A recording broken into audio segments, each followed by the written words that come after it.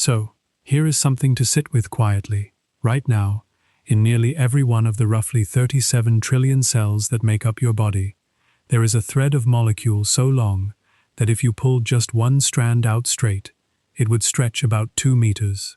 2 meters of molecular thread folded and packed into a space so small you would need a microscope to see it, sitting quietly in the nucleus of a single cell. And you have trillions of these cells. If you took the DNA out of every cell in your body tonight and laid all of those threads end to end, they would stretch far enough to reach the sun and come back and make that trip again, many times over. All of this is happening inside you right now, while you lie there, breathing slowly, doing nothing at all except getting ready to sleep. Somewhere in your skin, a cell is unwinding a tiny piece of that thread, reading it, copying a fragment, and using that copy to build a protein that will patch a small scrape you got earlier today and did not even notice. Tonight we are going to go through all of DNA, from the very beginning, the history of how anyone even figured out that such a thing existed, through the core ideas of what it is and how it works, all the way through to how it operates in your body and in the world around you at this very moment. By the end, you will understand, genuinely and completely, what DNA is, how it stores information, how that information gets read and used, how it copies itself, how it changes over time, and why it matters for nearly everything alive. We are not going to rush through it. We are going to take our time, the way you would want someone to take their time, explaining something worth understanding. If you fall asleep somewhere along the way, that is perfectly fine. That is the point. This is not a test. There is nothing to remember and nothing to catch up on. The ideas will still be here if you want to come back to them. Tonight, tomorrow, or 100 nights from now. You can let go whenever you are ready, and just let my voice be something calm in the background while your mind does what it needs to do to rest. So get comfortable, let your shoulders drop, and let us begin, slowly, at the beginning. The story of DNA does not start in a gleaming laboratory with scientists in white coats. It starts, quietly and almost by accident, in a small room in a castle in Switzerland, in the late 1860s, with a young Swiss physician named Friedrich Miescher. Miescher was not trying to find the molecule of heredity. He did not even know such a thing was worth looking for.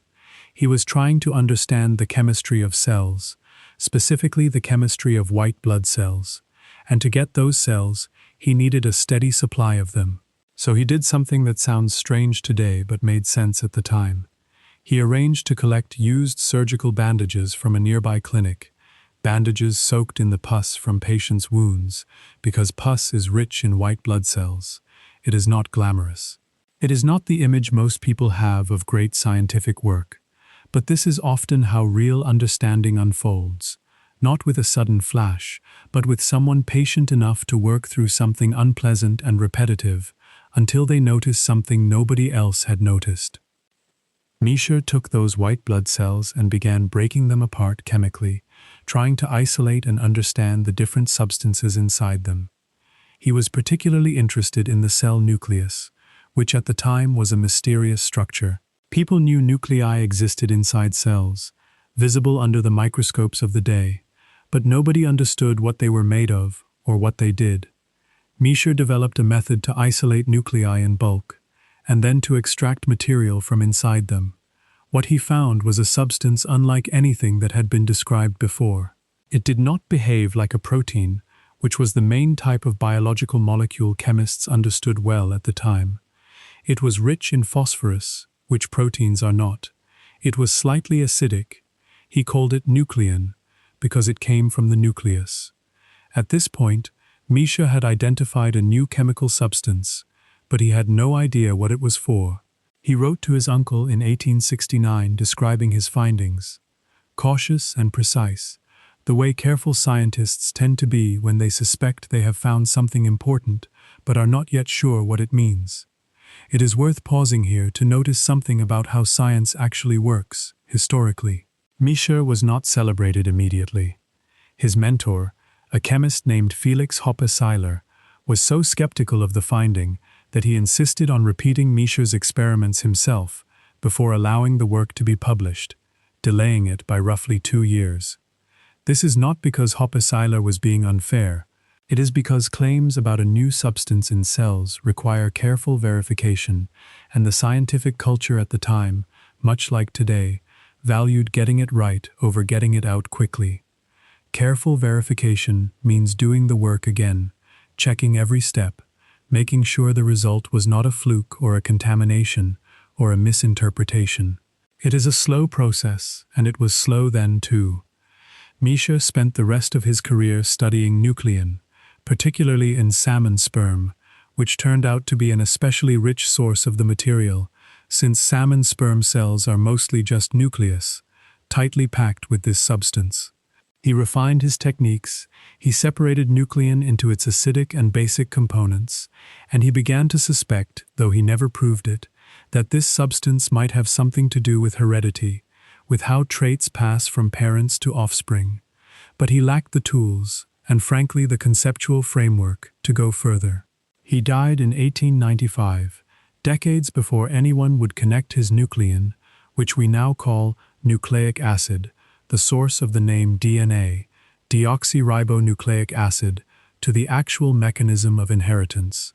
He sensed he was onto something, but the full picture was still far in the future, and he never got to see it.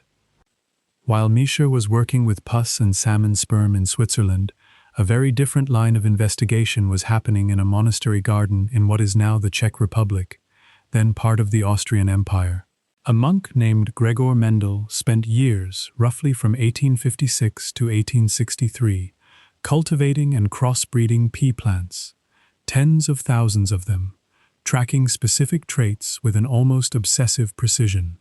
Plant height, seed shape, round or wrinkled, flower color, purple or white, pod color, green or yellow. He was not trying to understand molecules. He did not know molecules like Misha's nuclein existed and had anything to do with this. He was trying to understand a pattern, why certain traits seem to disappear in one generation of pea plants and then reappear in predictable ratios in the next.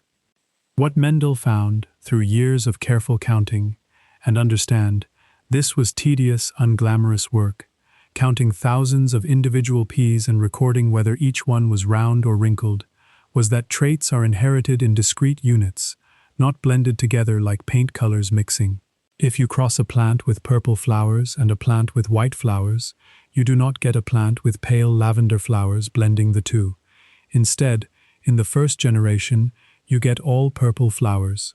But cross those first-generation plants with each other, and in the next generation, purple and white flowers reappear in a specific ratio, roughly 3 purple to 1 white. Mendel reasoned, correctly, that each plant carries 2 copies of the instruction for flower color, one from each parent, and that when the 2 copies differ, one dominates and one hides, though the hidden one is still there, still capable of being passed on and reappearing later. This was a substantial intellectual move for its time, and it is worth sitting with why. In the mid-1800s, the dominant idea about heredity was something closer to blending inheritance, the notion that offspring are some kind of average or mixture of their parents' traits, like mixing 2 liquids. Mendel's work said something completely different. Heredity is particulate. It comes in discrete packets that do not blend, do not dilute, and can hide for a generation only to reappear intact. He published his results in 1866 in a relatively obscure journal, and almost nobody noticed. His work sat quietly, essentially ignored, for 34 years.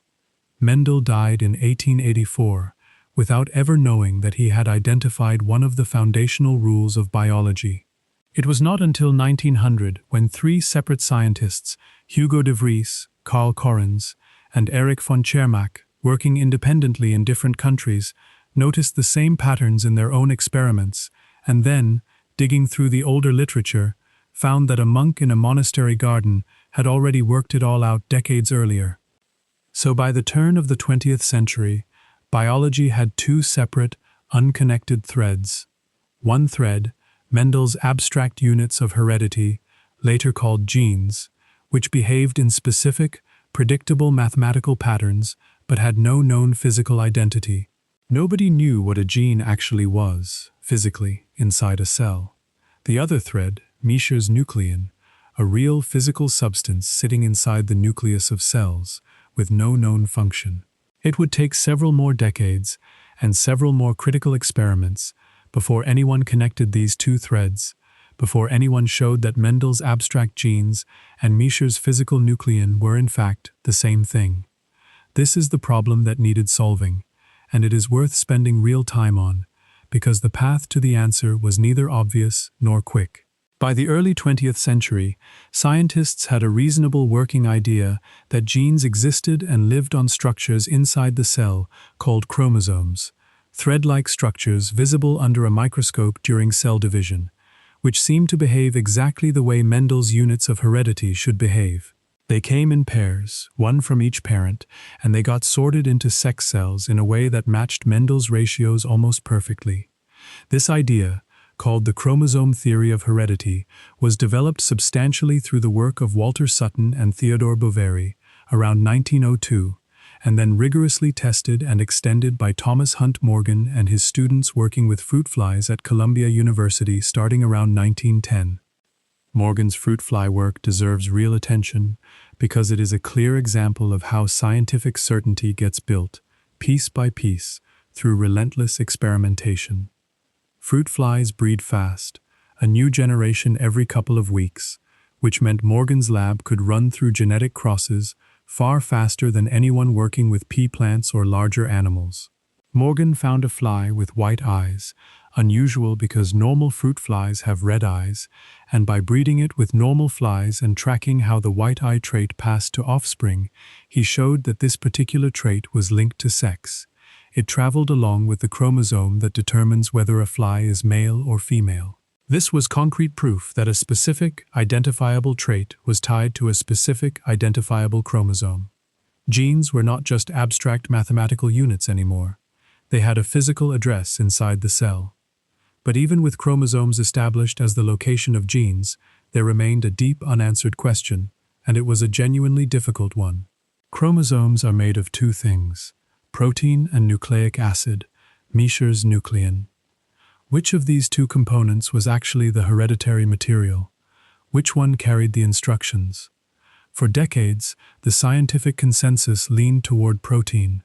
This was not stubbornness or bias without reason, it was based on what scientists understood about complexity. Proteins are built from 20 different amino acids, arranged in an enormous variety of sequences and shapes, which gave them, chemically speaking, plenty of room to encode something as complicated as heredity. Nucleic acid, meanwhile, was believed at the time to be a simple, repetitive molecule, built from only 4 basic building blocks in some kind of monotonous, unchanging pattern, something scientists at the time called the tetranucleotide hypothesis. The idea that DNA was just a boring, repeating chain of the same 4 units in the same order, over and over, like a monotonous rhythm with no room for variation. If that were true, DNA simply could not carry rich, variable information. It would be like trying to write every book ever written using only 4 letters, always in the same order. So for the first several decades of the 20th century, most scientists assumed proteins must be the real carriers of genetic information, with DNA playing some kind of minor structural role, perhaps just packaging material.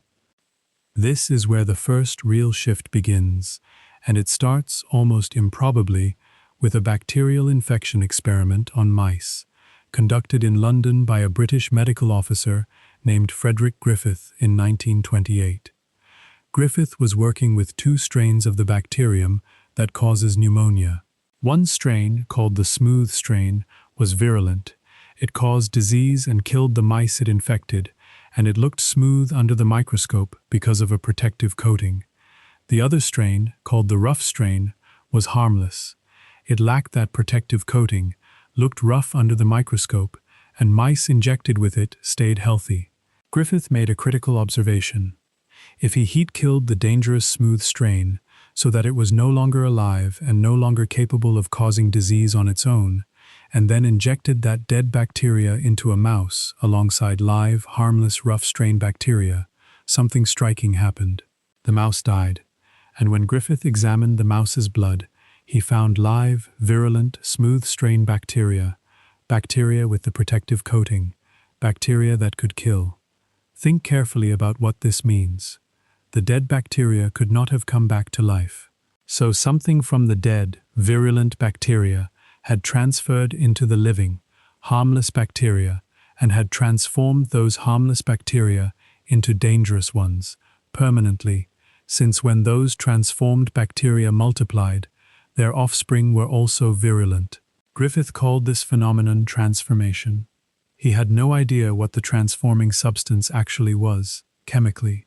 He had simply shown that some kind of material could move from one organism to another and change its hereditary characteristics, permanently and heritably. This was a genuine puzzle, and it sat there, unresolved, for over a decade, lingering at the edge of what biologists understood. What was the transforming principle? It took until 1944 for a team at the Rockefeller Institute in New York, Oswald Avery, Colin MacLeod, and Macklin McCarty, to answer that question with rigor. This was painstaking work.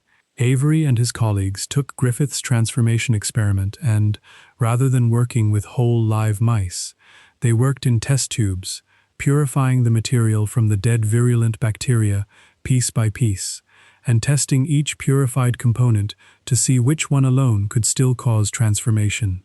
They used enzymes that specifically destroy proteins and found that transformation still happened, meaning proteins were not responsible. They used enzymes that specifically destroy fats and sugars, and transformation still happened. But when they used an enzyme that specifically destroys DNA, called DNase, transformation stopped completely. The transforming material was DNA, not protein. DNA, the same simple-seeming, supposedly monotonous nucleon that Misha had first isolated more than 70 years earlier from salmon sperm and pus-soaked bandages. This was a result of real consequence, but it is worth knowing that it was not immediately and universally accepted. Many prominent scientists remained skeptical, still holding on to the assumption that DNA was too chemically simple to carry something as complex as genetic instructions. Avery himself was famously cautious in how he presented the finding, aware of how significant and how contested it would be. It took a second, independent line of evidence in 1952 to truly settle the matter for the broader scientific community. Two researchers working at Cold Spring Harbor Laboratory in New York, Alfred Hershey and Martha Chase, designed an experiment using viruses called bacteriophages, which infect bacteria. These viruses are essentially just a protein shell wrapped around a core of DNA. Nothing else. No complicated internal machinery, which made them an ideal, clean system for testing the protein versus DNA question directly. Hershey and Chase labeled the protein shells of one batch of viruses with a radioactive form of sulfur, since sulfur is found in proteins but not in DNA, and they labeled the DNA of a separate batch of viruses with radioactive phosphorus, since phosphorus is abundant in DNA but not typically in protein. They let each labeled batch infect bacteria, and then used a kitchen blender, literally, a Waring blender, the same basic kind used to make milkshakes, to shake the mixture and knock the empty viral shells off the outside of the infected bacteria, separating what stayed outside the bacterial cell from what had gotten inside. The result was clear. The radioactive sulfur, marking protein, stayed outside the bacteria, on the shells that got blended away. The radioactive phosphorus, marking DNA, ended up inside the bacteria, having been injected into the cell, and that injected DNA alone was enough to direct the bacteria to produce entirely new, complete viruses, shell and all. DNA, and only DNA, carried the instructions. By the end of the Hershey-Chase experiment, the scientific community had its answer, confirmed twice over. DNA was the material of heredity. Now the work turned to figuring out what DNA actually looked like, physically, and how a molecule built from just 4 repeating building blocks could possibly store the amount of information required to build and run a living organism. That is where we will pick up next time, gently, when you are ready.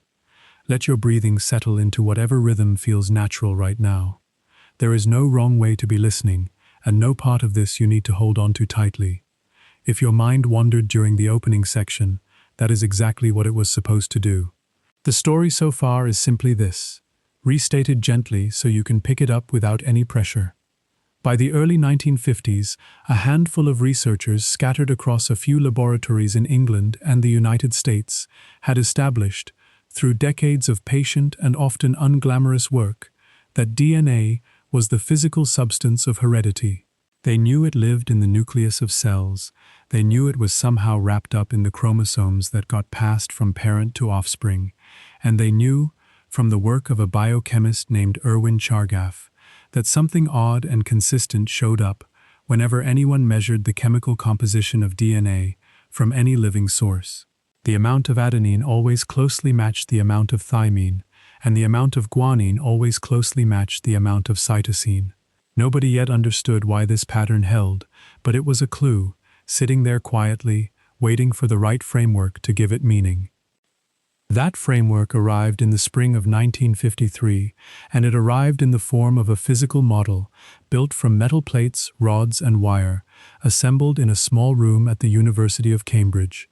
Two researchers, James Watson and Francis Crick, working with data gathered by others, including the careful X-ray crystallography measurements made by Rosalind Franklin and her student Raymond Gosling at King's College London, proposed a three-dimensional shape for the DNA molecule that fit all the known facts and, in the same gesture, suggested how the molecule might perform its most essential function, copying itself faithfully from one generation to the next. The shape they proposed is what we now call the double helix, and it is worth walking through that shape slowly, not as a dry fact to memorize, but as a piece of quiet, practical geometry that you can hold in your mind without any strain at all.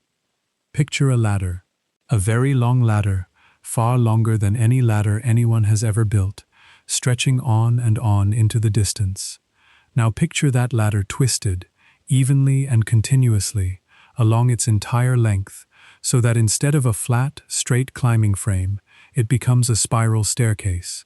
The two upright rails of the ladder correspond to what scientists call the sugar-phosphate backbone of DNA, two long, repeating chains running in opposite directions, each link of the chain made from a sugar molecule and a phosphate group, alternating one after the other, exactly the same in every position along the entire length.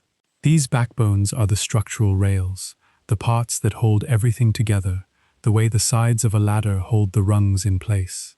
They are chemically identical no matter what information the DNA molecule carries, because their job is purely structural. They provide the continuous thread. The rungs of the ladder are where the information lives. Each rung is made of two small molecules, called bases, reaching inward from the two backbone rails and meeting in the middle, held together by weak chemical bonds. There are only four kinds of bases to work with: adenine, thymine, guanine, and cytosine, almost always referred to by their first letters, A, T, G, and C. And here is the central rule that makes the whole system work. These four bases are not interchangeable. They have specific shapes and specific chemical properties, and those shapes and properties mean that adenine can pair stably only with thymine, and guanine can pair stably only with cytosine. A fits with T the way a particular key fits a particular lock. G fits with C the same way. A will not form a stable pair with G or with C. T will not form a stable pair with C or with G. The geometry simply does not allow it. The weak chemical bonds that hold the two halves of each rung together, called hydrogen bonds, only line up correctly for those two specific pairings, A with T, held by two hydrogen bonds, and G with C, held by three. Now, think about what this means for a moment, because it is the single most important idea in all of molecular biology, and it is simple enough to hold in your mind without any effort at all. If you have one strand of the DNA ladder, and you know the sequence of bases along that strand, reading them off one by one, A, then T, then G, then C, then whatever comes next, you automatically know the sequence of bases along the opposite strand. You do not need to guess. You do not need to measure. The pairing rule tells you exactly what must be there. Wherever the first strand has an A, the opposite strand must have a T. Wherever the first strand has a T, the opposite strand must have an A. Wherever the first strand has a G, the opposite strand must have a C. And wherever the first strand has a C, the opposite strand must have a G. This is not a loose tendency or a rough statistical pattern. It is a strict chemical requirement enforced by the shapes and bonding properties of the molecules themselves, and it holds true across every position along the entire length of the molecule, all 3 billion or so positions in a human genome, without exception. This complementary relationship between the two strands is the elegant core of the whole system, and it solves two problems at once. The first problem is storage. If information is stored in the sequence of bases along one strand, and the opposite strand carries the exact complementary sequence, then the molecule effectively stores the same information twice, once on each strand, in mirrored form. This is not redundant in a wasteful sense. It is redundant the way keeping a backup copy of something important is redundant. The second problem is copying, because each strand contains, in its sequence, the complete instructions for rebuilding its partner. The molecule can be copied simply by separating the two strands and allowing each one to serve as a template, a guide, for assembling a brand new partner strand from free-floating building blocks. Wherever the template strand has an A, the copying machinery brings in a T. Wherever the template has a T, it brings in an A. The same logic applies for G and C.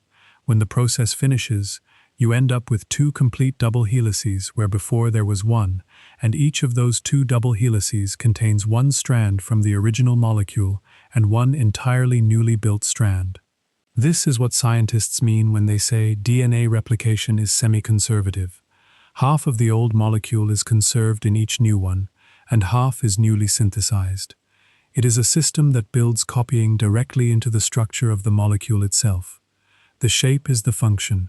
The information and the means of duplicating that information are the same thing, seen from two different angles.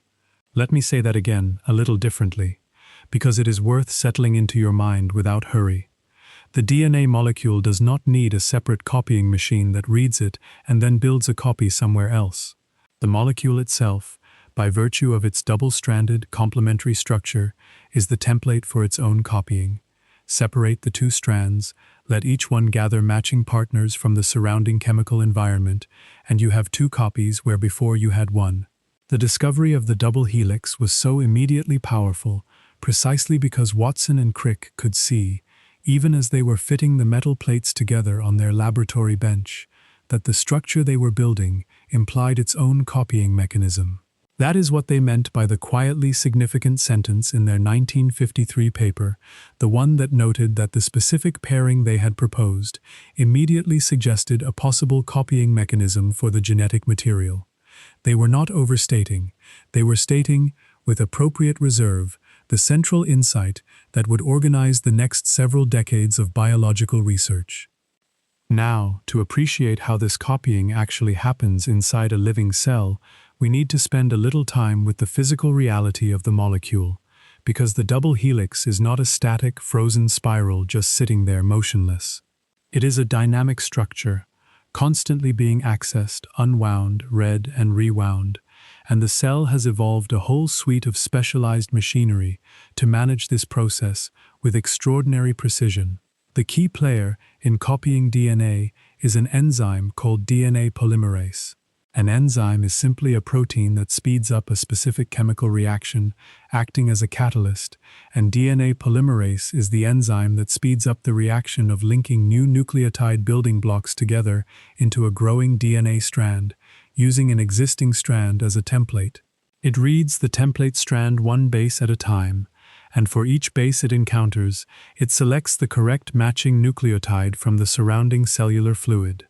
The nucleotide carrying the complementary base, adenine to pair with thymine, guanine to pair with cytosine, and it attaches that nucleotide to the growing end of the new strand. This sounds straightforward, and in its broad outline it is, but there is a mechanical detail that complicates it slightly, and understanding that detail gives you a deeper appreciation for how real biological systems actually work, with their small built-in asymmetries and workarounds. DNA polymerase can only build a new strand in one direction. It can only add new nucleotides to one particular end of the growing chain. The end chemists call the 3' end, written as a small number 3 with an apostrophe. Think of it as the enzyme only being able to move forward, never backward, like a train on a track that only allows travel in one orientation. This would be no problem if the two template strands ran in the same direction, but they do not. In the double helix, the two strands run in opposite orientations. Anti-parallel is the technical term. One strand runs in what chemists call the 5' to 3' direction. The other runs in the 3' to 5' direction, and because of this opposition, DNA polymerase cannot simply copy both strands continuously as the double helix unwinds. What happens instead is a small piece of practical elegance. As the double helix unwinds at a structure called the replication fork, named for its Y-like shape, one of the two template strands can indeed be copied smoothly and continuously, with DNA polymerase moving along right behind the unwinding point, adding nucleotides one after another without interruption. This smoothly copied strand is called the leading strand. The other template strand, the one that runs in the opposite direction, has to be copied in a different way. Because DNA polymerase cannot move backward along it, the cell instead builds this second new strand in short, separate segments. Each one started near the unwinding fork and built backward away from it. Then the next segment started a little further along, built backward again, and so on. These short segments are later stitched together by a separate enzyme called DNA ligase, which seals the small gaps between them, creating one continuous new strand. These short, discontinuous pieces are called Okazaki fragments, named after the husband and wife research team, Reiji and Tsuneko Okazaki, who first identified them in the late 1960s. The strand built in these short pieces is called the lagging strand because its synthesis lags slightly behind the smooth, continuous synthesis of the leading strand. This asymmetry is not a flaw, it is a solution to a constraint. The enzyme can only work in one direction, and evolution has shaped a system that accommodates that constraint with a small amount of extramolecular bookkeeping on one side. It is worth noticing, quietly, that biological systems often look this way when you examine them closely. They are not perfectly symmetrical. They are not streamlined in the way a human engineer might design something from scratch with unlimited freedom. They are shaped by whatever happened to work, built up gradually over vast stretches of time, with small adjustments layered on top of older arrangements. The lagging strand and its Okazaki fragments are a good example of this, a perfectly functional solution to a directional constraint that itself arises from the underlying chemistry of how nucleotides link together. Now, DNA polymerase does more than simply build new strands. It also proofreads its own work as it goes. This is a separate capacity built into the same enzyme, and it matters enormously for the fidelity of genetic inheritance. After attaching each new nucleotide, DNA polymerase checks whether the base it just added actually pairs correctly with the template. If the pairing is wrong, if a T has accidentally been placed opposite a G instead of a C, the mismatched pair sits slightly differently in the active site of the enzyme, the pocket where the chemical reaction happens. The enzyme can sense this small geometric discrepancy, and when it does, it switches functions. It stops acting as a polymerase, adding new nucleotides, and instead acts as an exonuclease, a word that simply means an enzyme that removes nucleotides from the end of a strand. It backs up, clips off the incorrectly paired base, and then resumes its forward, synthesizing work, giving itself a second chance to insert the correct base. This proofreading step reduces the error rate of DNA copying by a factor of roughly 100 to 1,000, bringing it down from about one mistake in every 100,000 bases to about one mistake in every 10 million to 100 million bases. And even after this, the cell has additional repair systems, separate proteins that scan the newly copied DNA, looking for any mismatched base pairs that slipped past the proofreading step, correcting most of what they find. The cumulative accuracy is remarkable. Out of the roughly 3 billion base pairs copied every time a human cell divides, only a tiny handful of genuine, uncorrected errors typically remain, perhaps 2 or 3 across the entire genome. Those errors that do remain are important in their own way. They are mutations, permanent changes to the DNA sequence that will be passed on to every descendant of that cell. Most mutations have no noticeable effect at all, either because they fall in regions of the genome that do not code for proteins, or because the redundancy of the genetic code means they change a 3-letter codon into a different codon that still specifies the same amino acid, a silent change. Some mutations do have effects, and those effects can be neutral, harmful, or, in rarer cases, beneficial in a given environment.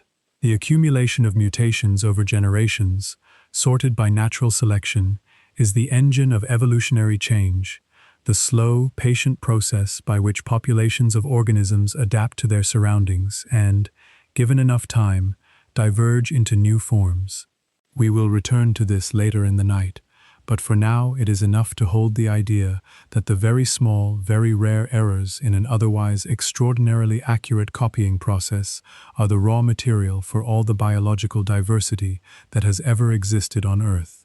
Let us pause here and take a breath, metaphorically, while you take one literally, if you are still awake enough to notice your own breathing. Everything we have covered so far rests on a single, simple physical fact. The DNA molecule is a double helix, 2 strands twisted around each other, held together by specific pairing between 4 kinds of bases, A with T, G with C. That specific pairing means each strand carries the information needed to rebuild its partner, which means the molecule can be copied by separating the strands and using each as a template. The copying is done by an enzyme called DNA polymerase, which builds new strands in one direction, creating a smooth leading strand and a slightly more complicated lagging strand built in short segments. The enzyme proofreads its own work, and additional repair systems catch most remaining errors. The result is a copying process accurate enough to maintain the integrity of the genetic message across thousands of generations of cell division, while still allowing, at a very low rate, the small variations that make evolution possible. If you are still listening closely, you might be wondering how this copying process gets started in the first place, because DNA polymerase, for all its capabilities, has one more limitation worth knowing about. It cannot start building a new strand from nothing. It can only add nucleotides to an existing strand that has already been started, a short starter piece called a primer, which is made not of DNA but of RNA, the closely related molecule we mentioned briefly earlier. A separate enzyme builds this short RNA primer at the beginning of every new strand and at the start of every Okazaki fragment on the lagging strand. DNA polymerase then extends these primers with DNA nucleotides, and another set of enzymes later removes the RNA primers, fills in the resulting gaps with DNA, and seals everything together with DNA ligase. So even the very beginning of the copying process involves this small collaboration between the 2 nucleic acids, RNA and DNA, working together, a hint of the deeper partnership between these molecules that we will explore further when we turn, in the next section, to how the information in DNA actually gets used to build the working parts of the cell. For now, let the double helix settle into your mind as a simple, quiet image. 2 strands, wound around each other in a spiral, held together by a simple pairing rule. Each strand a template for the other. The copying built directly into the shape. Nothing more complicated than that needs to be held onto. The rest is detail, and the detail will be here if and when you want it, tonight or some other night. Let your breathing stay slow. Let your body rest. The explanation will continue gently, whenever you are ready. If you have drifted off at any point during the first 2 sections, you have done exactly the right thing. There is nothing to catch up on, and everything you need will be restated gently as we go. So far we have walked through the early history of DNA, from Friedrich Miescher's patient work with pus-soaked bandages in a Swiss castle, through Mendel's pea plants and Morgan's fruit flies, all the way to the double helix model built by Watson and Crick in 1953. We spent time with the structure itself. The two strands wound around each other, held together by the specific pairing of adenine with thymine and guanine with cytosine, and we saw how that complementary pairing gives the molecule a built-in mechanism for copying itself. Each strand serves as a template for building a new partner, and the result, demonstrated by the Mendelssohn-Stahl experiment in 1958, is semi-conservative replication, where every new double helix contains one old strand and one newly built strand. We also walked through the mechanical details of that copying process. The leading strand built smoothly and continuously, the lagging strand built in short Okazaki fragments that get stitched together afterward, and the proofreading capacity of DNA polymerase that keeps the error rate extraordinarily low. All of that brings us to a natural question. Copying DNA is essential for cell division, for passing genetic information from one generation of cells to the next. But copying is not the same as using the information. A library full of books is not much use if nobody ever opens one and reads it. So now we turn to the question of how the information stored in DNA actually gets read out and put to work. How a sequence of 4 letters, A, T, G, and C, directs the building of the actual physical components that make up a living cell and, by extension, a living body. This is the story of transcription and translation, the two-step process by which genetic information flows from DNA to RNA to protein. And it is worth walking through slowly, step by step, because this is where the code becomes concrete. The first thing to understand is that DNA itself does not leave the nucleus. In the cells of complex organisms like humans, the nucleus is a distinct compartment, separated from the rest of the cell by a membrane, and the DNA stays inside that compartment, protected and stationary. Think of the DNA as a reference library, where the original master copies of every book are kept. Those master copies never leave the library. When a cell needs to use the information from a particular gene, it does not send the DNA out into the wider cell to do the work directly.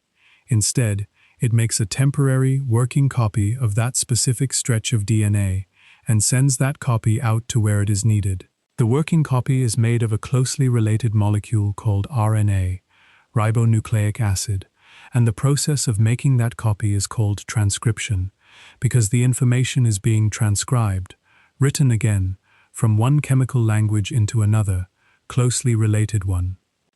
RNA is chemically similar to DNA, but with a few important differences, and understanding those differences helps clarify why the cell uses 2 separate molecules for these 2 separate jobs.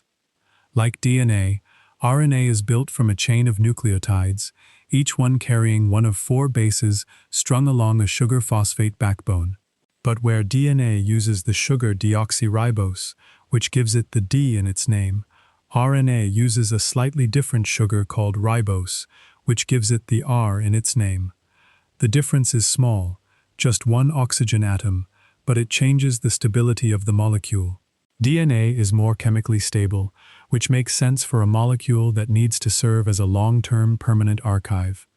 RNA is slightly less stable, more prone to being broken down, which also makes sense for a molecule that is meant to be temporary, a working copy that gets used for a while and then disposed of. The second difference is in the bases. Both molecules use adenine, guanine, and cytosine, but where DNA uses thymine as its 4th base, RNA uses a closely related base called uracil. Uracil pairs with adenine in essentially the same way thymine does, through the same kind of hydrogen bonding, so the pairing rule that holds for DNA also holds for RNA, with uracil standing in for thymine wherever adenine is on the template strand. If the DNA template has an A, the growing RNA strand gets a U. If the DNA template has a T, the RNA strand gets an A. G pairs with C, and C pairs with G, just as before. The third major difference is structural. DNA typically exists as a double helix, 2 complementary strands wound around each other.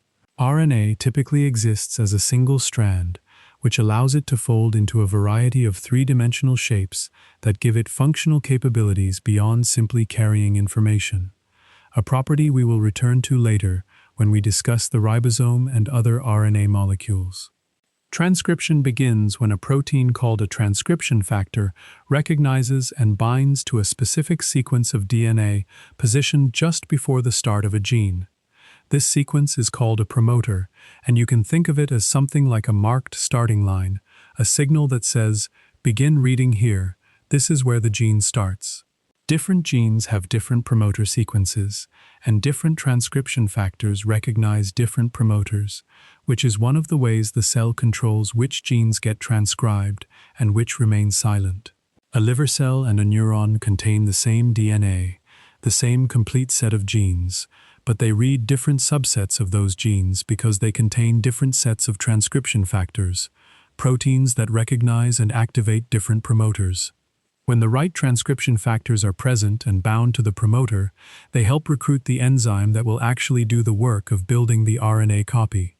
That enzyme is called RNA polymerase, and its job is to move along the DNA, unwind a small portion of the double helix to expose the bases on one strand, and build a complementary RNA molecule, one nucleotide at a time, using the exposed DNA strand as a template. The mechanics of this are worth picturing clearly, because it is a quiet, continuous process happening right now in millions of cells throughout your body. RNA polymerase attaches to the DNA at the promoter site, then begins moving along the gene, unwinding the double helix ahead of itself and rewinding it behind, so that only a small bubble of exposed DNA exists at any given moment. Within that bubble, RNA polymerase reads the template strand, one base at a time, and selects the matching RNA nucleotide from the surrounding cellular fluid, adenine to pair with thymine on the DNA, uracil to pair with adenine, guanine with cytosine, cytosine with guanine. It links each new nucleotide to the growing end of the RNA chain, then moves forward one more position and repeats the process. The RNA transcript grows longer, one base at a time, until the polymerase reaches a sequence in the DNA that signals the end of the gene, a termination signal. At that point, the RNA polymerase detaches, the completed RNA transcript is released, and the DNA rewinds fully into its normal double helix shape, completely unchanged by the process. The master copy in the library has been read, a working note has been made, and the master copy is returned to the shelf, ready to be read again whenever needed. This is a point worth pausing on, because it is subtle and important. Transcription does not consume or alter the DNA. The DNA acts as a template, a guide, but it is not used up in the process. The same gene can be transcribed thousands of times, producing thousands of RNA copies, and the DNA remains intact, the permanent reference copy, kept safe in the nucleus. This is different from how a physical book works, where repeated reading eventually wears the pages thin. DNA is more like a digital master file, read out as many times as needed without any degradation to the original. In humans and other organisms whose cells contain a distinct nucleus, the initial RNA copy produced by transcription, called the primary transcript, undergoes several processing steps before it is ready to leave the nucleus and be used for protein production. The first of these steps, and in many ways the most intriguing, is called splicing. Genes in complex organisms are not continuous stretches of protein coding sequence. They are interrupted by stretches of non-coding sequence, called introns, that sit between the coding segments, called exons. When RNA polymerase transcribes a gene, it transcribes everything, introns and exons alike, producing a primary transcript that contains both the meaningful coding segments and the non-coding interruptions mixed together. Before this transcript can be used, the introns must be removed and the exons stitched together into a continuous coding sequence. This editing process is carried out by a large molecular machine called the spliceosome, which is itself built from a combination of proteins and small, specialized RNA molecules. The spliceosome recognizes specific sequence signals at the boundaries between introns and exons, cuts out the introns, and joins the remaining exon ends together, producing a mature messenger RNA molecule that contains only the continuous coding sequence. The existence of introns and splicing was a genuine puzzle when it was first identified in the late 1970s. Why would evolution produce such a seemingly inefficient arrangement, where the useful information is broken into pieces and then has to be stitched back together? Part of the answer appears to be that splicing enables something called alternative splicing. A single primary transcript can sometimes be spliced together in more than one way. Certain exons can be included or excluded depending on the circumstances, producing different mature messenger RNA molecules from the same gene, which in turn produce different protein variants. This means that one gene can code for several different proteins, each with a slightly different function, specialized for different cell types or different developmental stages or different environmental conditions. Alternative splicing is one of the main reasons why the roughly 20,000 protein-coding genes in the human genome can produce a far larger number of distinct proteins, likely well over 100,000. It is a way of getting more functional variety out of a limited set of genetic instructions, a kind of combinatorial flexibility built into the system. Once splicing is complete, the mature messenger RNA receives 2 additional modifications that help protect it and prepare it for its journey out of the nucleus. A specially modified structure called a cap is added to the front end of the molecule, and a long stretch of repeated adenine nucleotides, called a poly-A tail, is added to the back end. The cap and the tail serve several purposes. They protect the RNA molecule from being broken down too quickly by enzymes in the cell that would otherwise degrade it. They help the RNA get recognized by the machinery that will eventually translate it, and they play a role in the export process. The passage of the messenger RNA out of the nucleus through small pores in the nuclear membrane and into the cytoplasm, the main body of the cell, where the next step of the process takes place. That next step is translation, and it is here that the sequence of letters in the messenger RNA gets converted into a sequence of amino acids, the building blocks of proteins. This is the deepest layer of the genetic code, the point where information written in the language of nucleic acids gets translated into the language of proteins, and it is worth understanding clearly because it is one of the central ideas in all of biology. Proteins are built from 20 different kinds of amino acids, each with its own distinct chemical properties. Some amino acids are attracted to water, some repel it. Some carry a positive electrical charge, some a negative charge, some no charge at all. Some are large and bulky, some are small and compact. The particular sequence of amino acids in a protein and the particular chemical properties of those amino acids at each position determines how the protein chain folds into a specific 3-dimensional shape, and that shape determines what the protein does.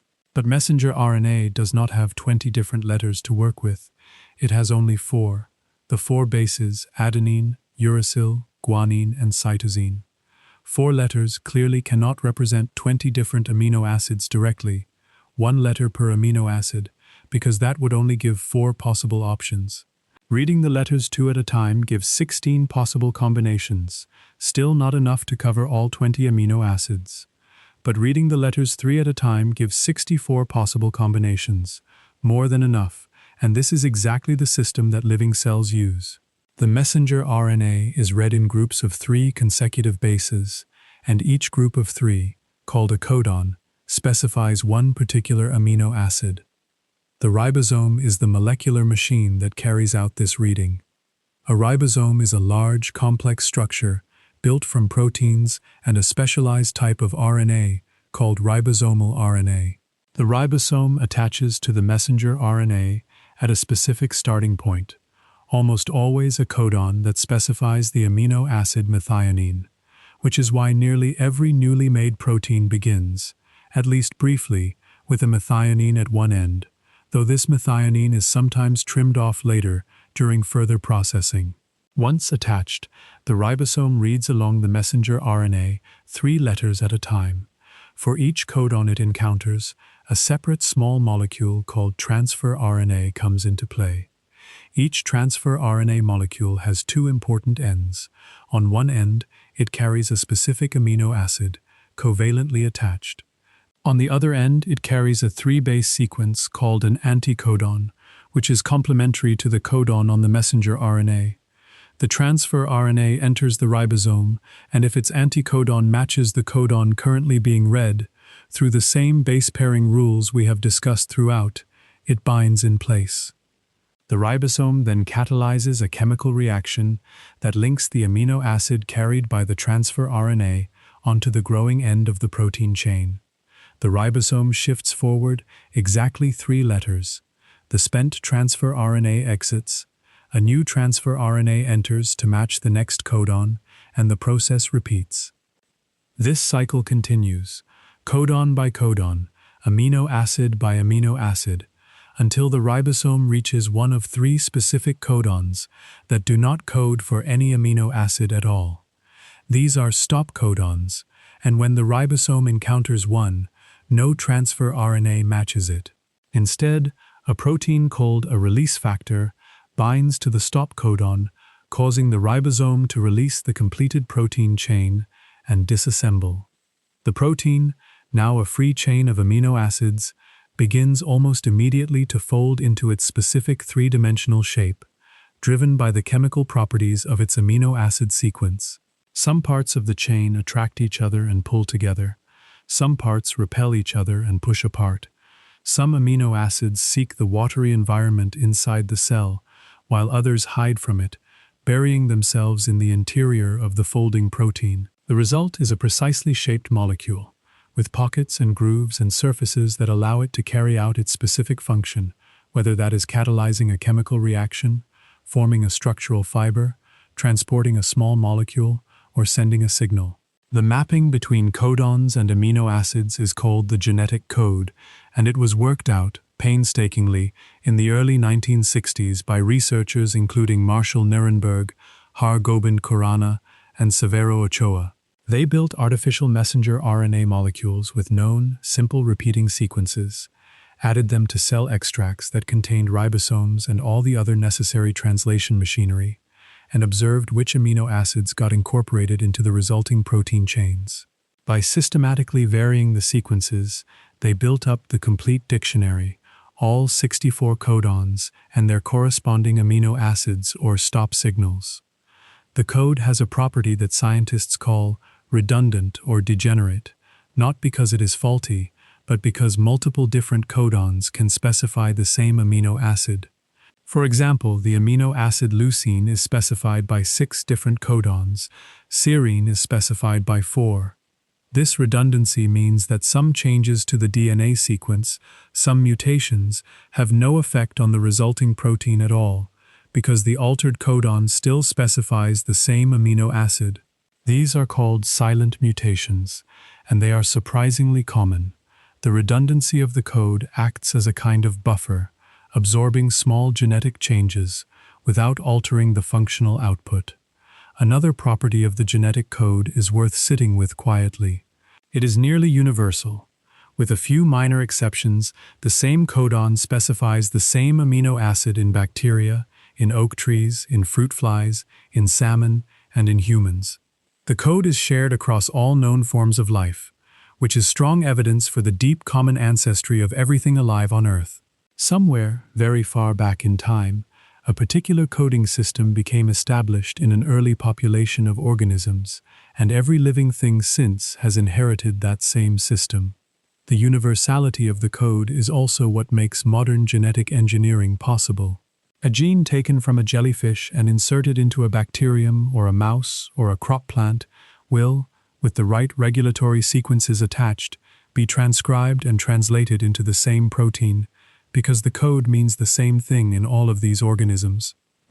The flow of information we have just walked through, DNA to messenger RNA to protein, is what Francis Crick called the central dogma of molecular biology, a phrase he introduced in 1958, before many of the details had been fully worked out.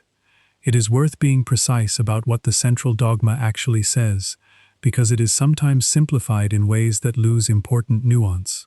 Crick's formulation was that once information has passed into protein, it cannot get out again. Information flows from nucleic acid to nucleic acid, DNA to DNA in replication, DNA to RNA in transcription, and from nucleic acid to protein, RNA to protein in translation. But information does not flow from protein back to nucleic acid. The sequence of a protein cannot be read and used to reconstruct the sequence of the RNA or DNA that encoded it. This is not a claim that no exceptions to the simpler formulation DNA to RNA to protein exist.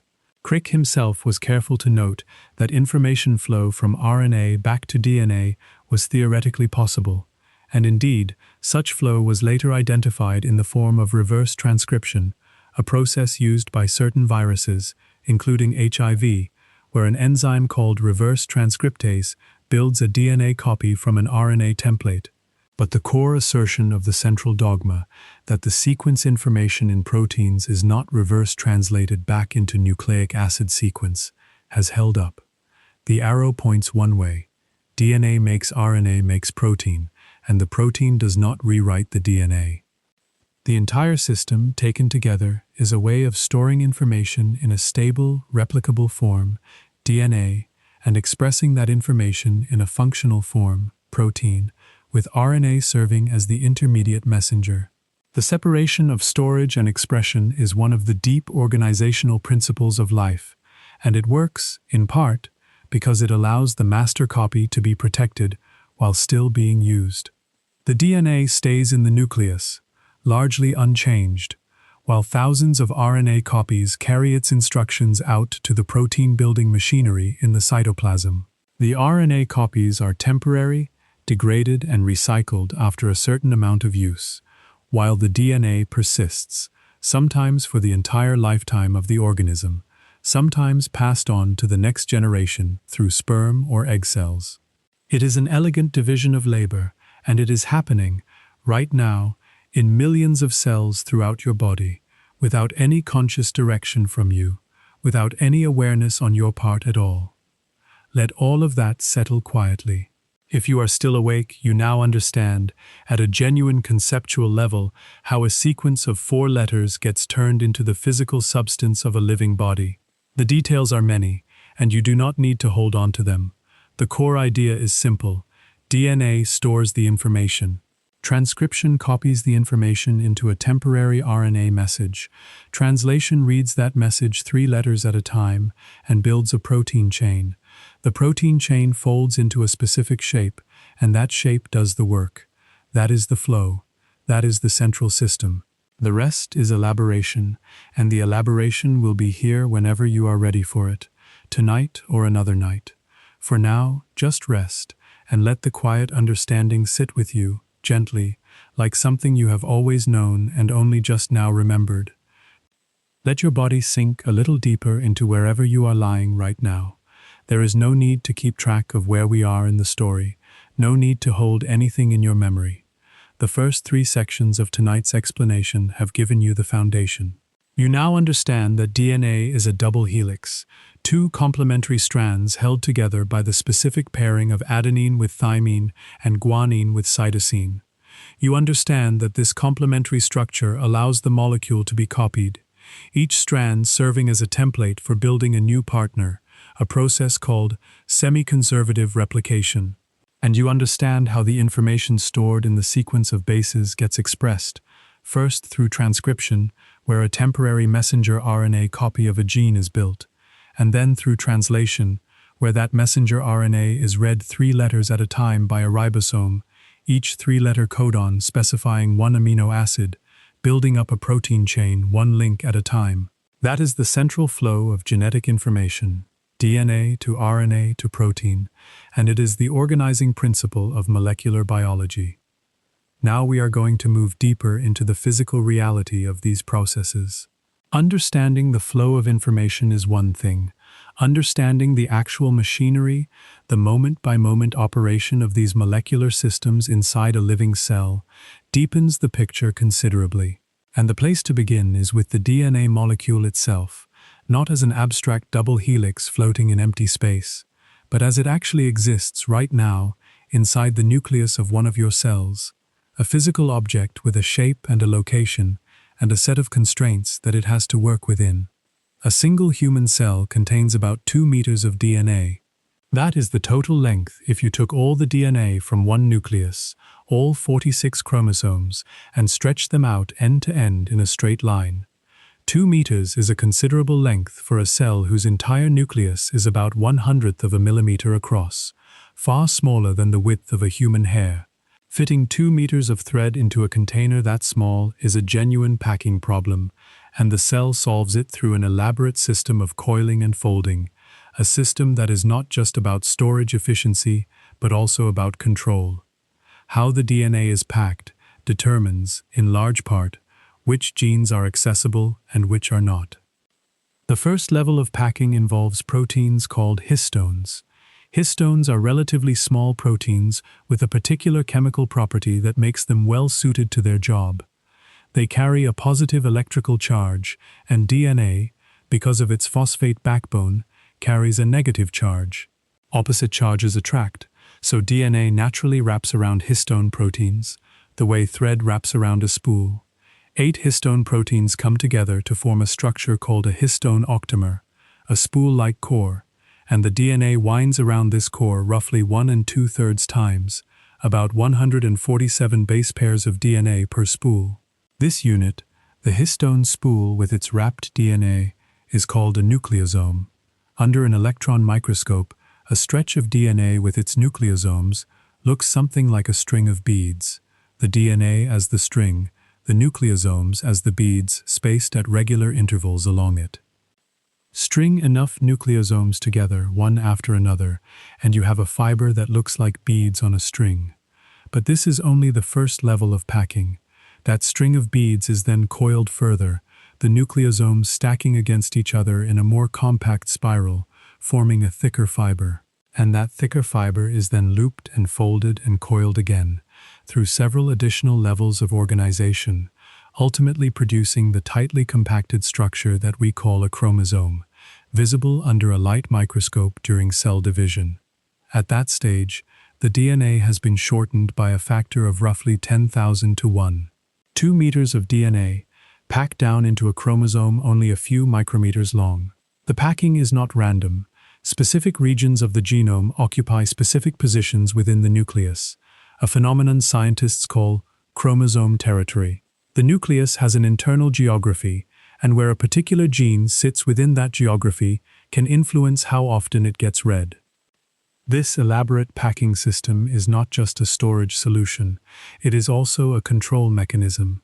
The tightness with which a particular region of DNA is wound around its histones determines whether the genes in that region are available to be transcribed.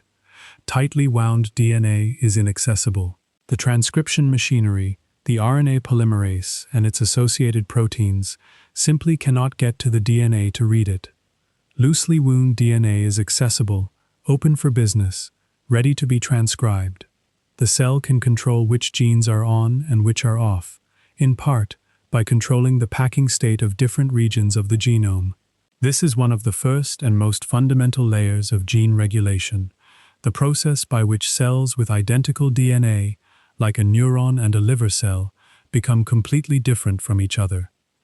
The control of DNA packing happens, in large part, through chemical modifications to the histone proteins themselves. Each histone protein has a tail, a flexible extension that sticks out from the nucleosome core, and these tails can be chemically modified in various ways.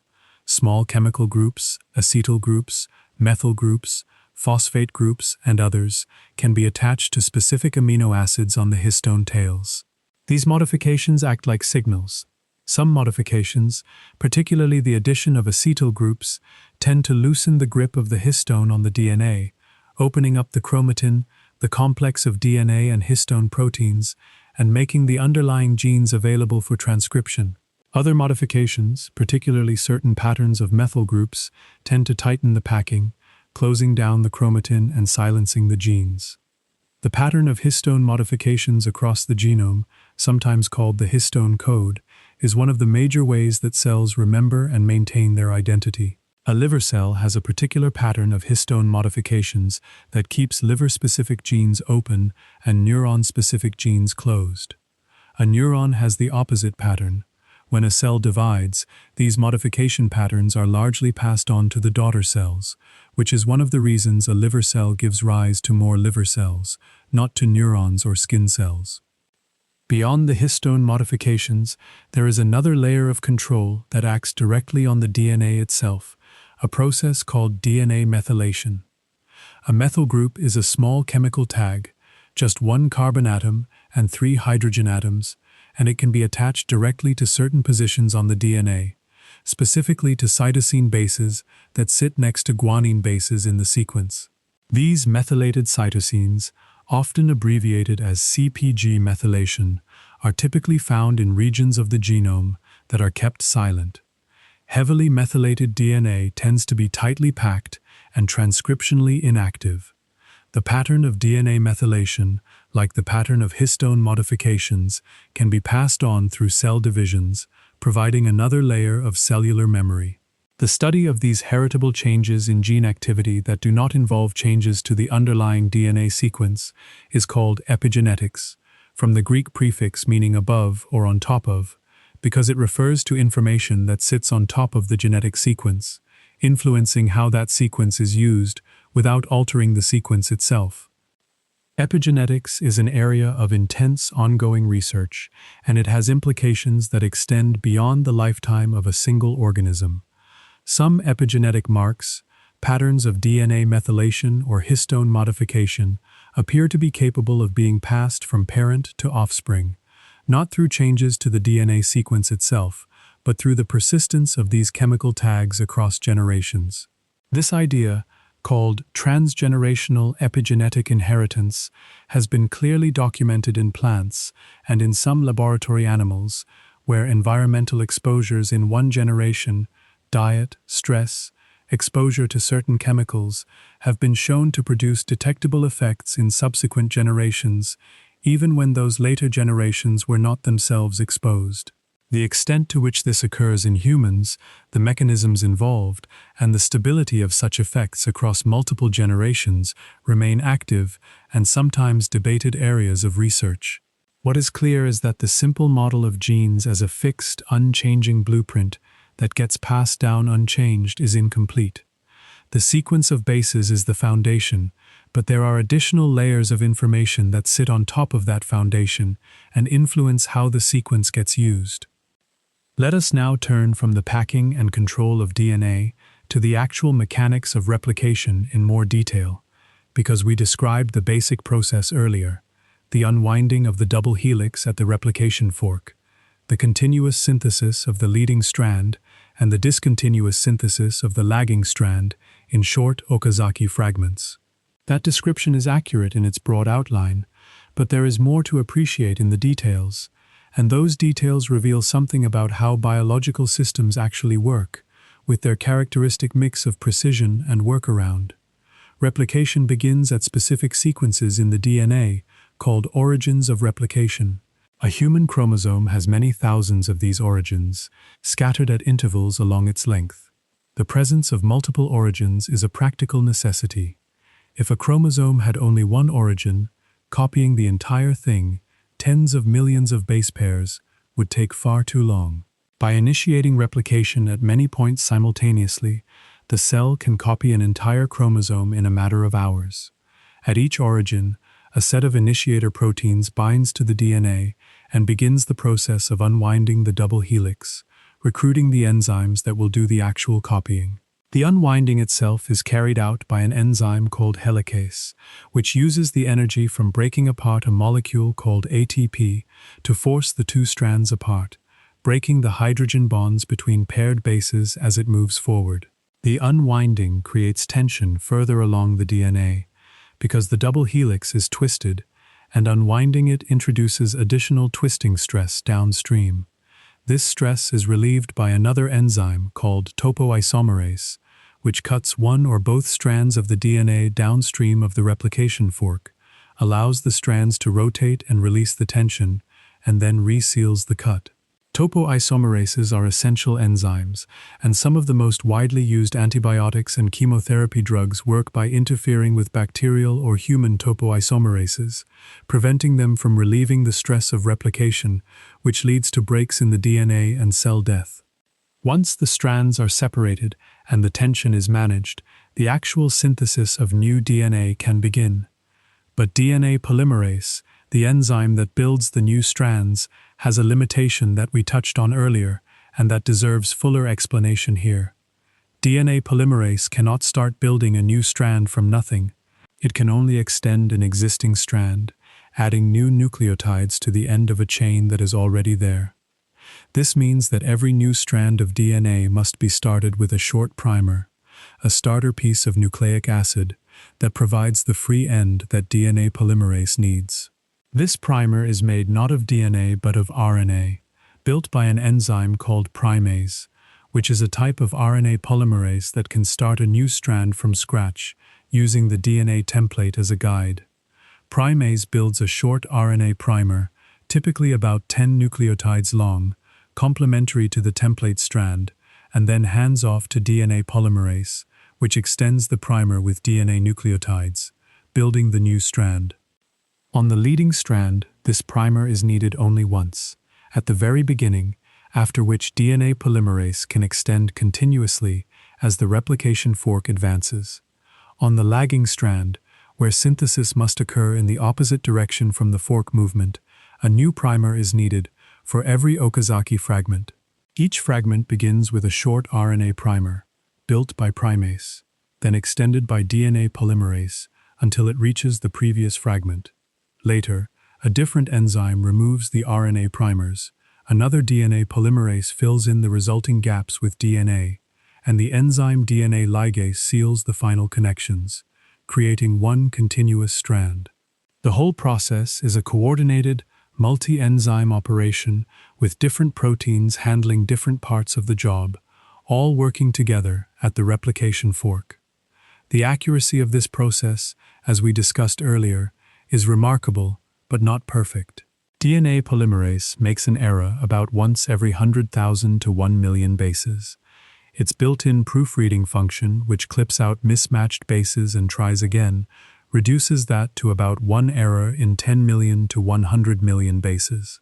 And the post-replication mismatch repair system, a separate set of proteins that scans the newly replicated DNA for mismatches that escaped proofreading, reduces the error rate still further, down to roughly 1 error in 10 billion to 100 billion bases.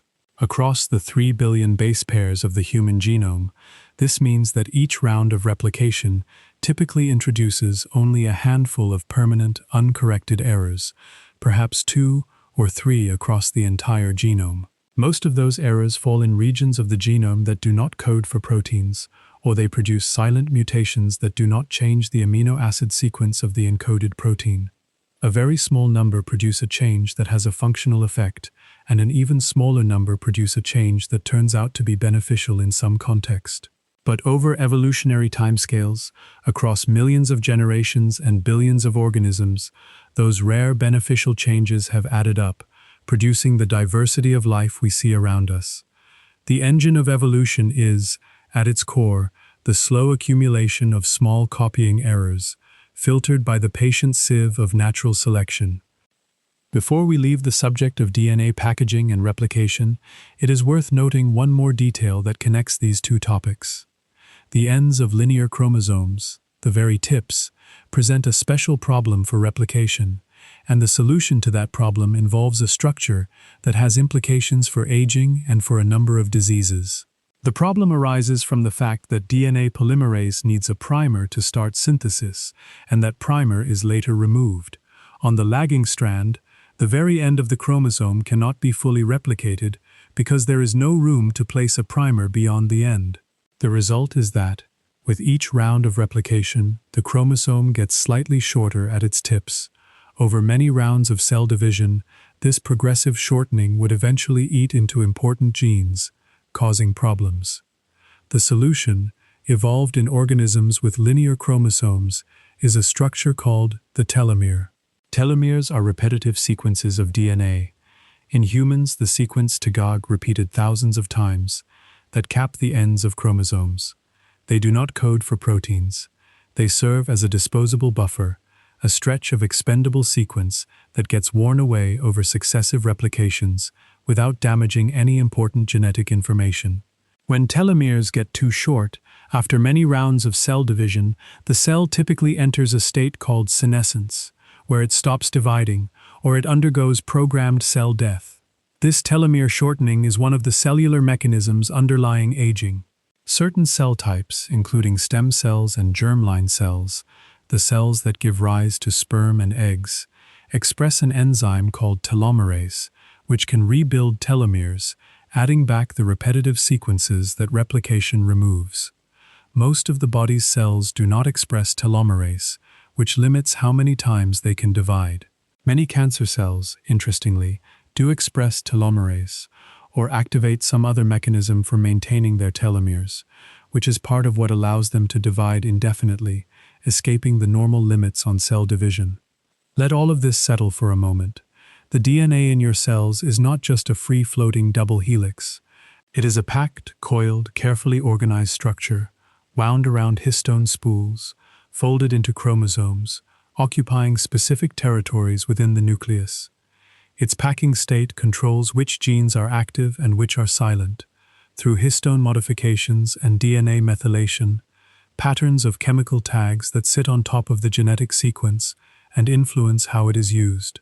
Its replication is a coordinated, multi-enzyme process, with leading and lagging strand synthesis, RNA primers, Okazaki fragments, proofreading, and mismatch repair, all working together to produce an extraordinarily accurate copy.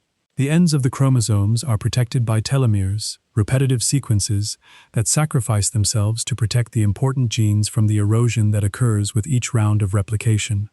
And the slow, inexorable shortening of those telomeres, in cells that cannot rebuild them, is one of the reasons we age at a cellular level. None of this requires your attention to keep working. Right now, in cells throughout your body, helicases are unwinding double helices, primases are laying down RNA primers, DNA polymerases are extending new strands and proofreading their work, ligases are sealing gaps, topoisomerases are relieving twisting stress, telomeres are wearing down, and, in a few select cell types, being rebuilt. All of it is happening in the dark, far below any threshold of sensation, a vast, coordinated operation running continuously, without supervision, without rest, as it has been running in the ancestors of every living thing for billions of years. You do not need to understand it for it to keep working. You do not need to remember any of these details. They will be here if you ever want to return to them. For now, just rest, and let the quiet hum of your own cellular machinery carry on, unnoticed, in the background, while you drift a little further toward sleep. Let your breathing find its own slow rhythm now. There is nowhere you need to be, and nothing you need to hold on to. The story so far has carried us through the early history of DNA, the structure of the double helix, the mechanics of replication, the flow of information from DNA to RNA to protein, through transcription and translation, and the elaborate packing and control systems that determine which genes get used in which cells. Now we are going to turn to a subject that deepens the picture considerably: the several different kinds of RNA that exist beyond the messenger RNA we have already discussed, and the additional layers of control and complexity they bring to the system. When we talk about RNA in the context of the central dogma, we tend to focus on messenger RNA, the temporary working copy of a gene that carries the instructions for building a protein from the nucleus out to the ribosome, and messenger RNA is central to the process, the essential intermediary between the stored information in DNA and the functional protein that gets built. But it is only one of several distinct types of RNA that cells use, and understanding the others gives you a fuller sense of how the system actually operates, how it is regulated, and how it may have first come into being in the deep history of life on Earth. The most abundant type of RNA in cells is not messenger RNA. It is ribosomal RNA, often abbreviated as rRNA. Ribosomal RNA forms the structural and functional core of the ribosome itself, the molecular machine that carries out translation. A ribosome is a large, complex assembly built from two major subunits, one larger and one smaller, each of which is itself made from a combination of ribosomal RNA molecules and dozens of different proteins. The ribosomal RNA molecules fold into elaborate three-dimensional shapes, and it is these RNA molecules, not the proteins, that perform the central chemical task of the ribosome, which is forming the bond that links one amino acid to the next, building up the protein chain. The proteins in the ribosome play supporting roles, helping to stabilize the structure and facilitate the process. But the actual catalytic work, the chemistry of linking amino acids together, is done by the ribosomal RNA. This was not always obvious. For a long time, many scientists assumed that the protein components of the ribosome must be the active parts, because proteins were known to be excellent catalysts, enzymes that could speed up a wide variety of chemical reactions, while RNA was thought to be primarily an information-carrying molecule. The realization that the ribosomal RNA does the catalytic work of the ribosome was a shift in perspective, and it lent strong support to an influential idea about the origin of life, called the RNA world hypothesis. The reasoning goes like this. In modern cells, the system is divided into specialized components. DNA stores information. Proteins do most of the catalytic work. RNA serves mainly as a messenger between them. But this three-part system is interdependent. DNA needs proteins to replicate and to be transcribed. Proteins need DNA to encode their sequences. It is difficult to imagine how such a system could have arisen all at once from simpler chemistry. The RNA world hypothesis proposes that there was an earlier stage in the history of life, before DNA and before proteins as we know them, when RNA served both functions. RNA can store information in its sequence of bases, just as DNA does, and RNA can also fold into three-dimensional shapes that can catalyze chemical reactions, just as proteins do. In this view, early life was based on RNA alone, with RNA molecules carrying genetic information and also catalyzing the reactions needed to copy and maintain that information. Later, DNA took over the information storage role, because it is more chemically stable, and proteins took over most of the catalytic roles, because they are more versatile, and RNA settled into its current role as an intermediary. But traces of this earlier RNA-centered world remain, and the fact that ribosomal RNA still does the central catalytic work of the ribosome is one of the strongest pieces of evidence for it. The ribosome is, at its functional heart, a machine made of RNA, a living fossil from a time before the modern division of labor had fully taken hold. The second major type of RNA, beyond messenger RNA, is transfer RNA, often abbreviated as tRNA. We mentioned transfer RNA briefly when we walked through the mechanics of translation, but it deserves a fuller treatment here because it is the physical adapter that connects the world of nucleic acids to the world of proteins. Each transfer RNA molecule is a relatively short chain of RNA, typically around 70 to 90 nucleotides long, that folds into a characteristic shape, often depicted as a cloverleaf in 2 dimensions, or an L-shaped molecule in 3 dimensions. At one end of this folded structure is a 3-base sequence called the anticodon, which is complementary to a particular codon on the messenger RNA. At the other end is an attachment site where a specific amino acid is covalently linked. The key to the system is that each transfer RNA molecule is matched to the correct amino acid by a set of enzymes called amino-acyl tRNA synthetases.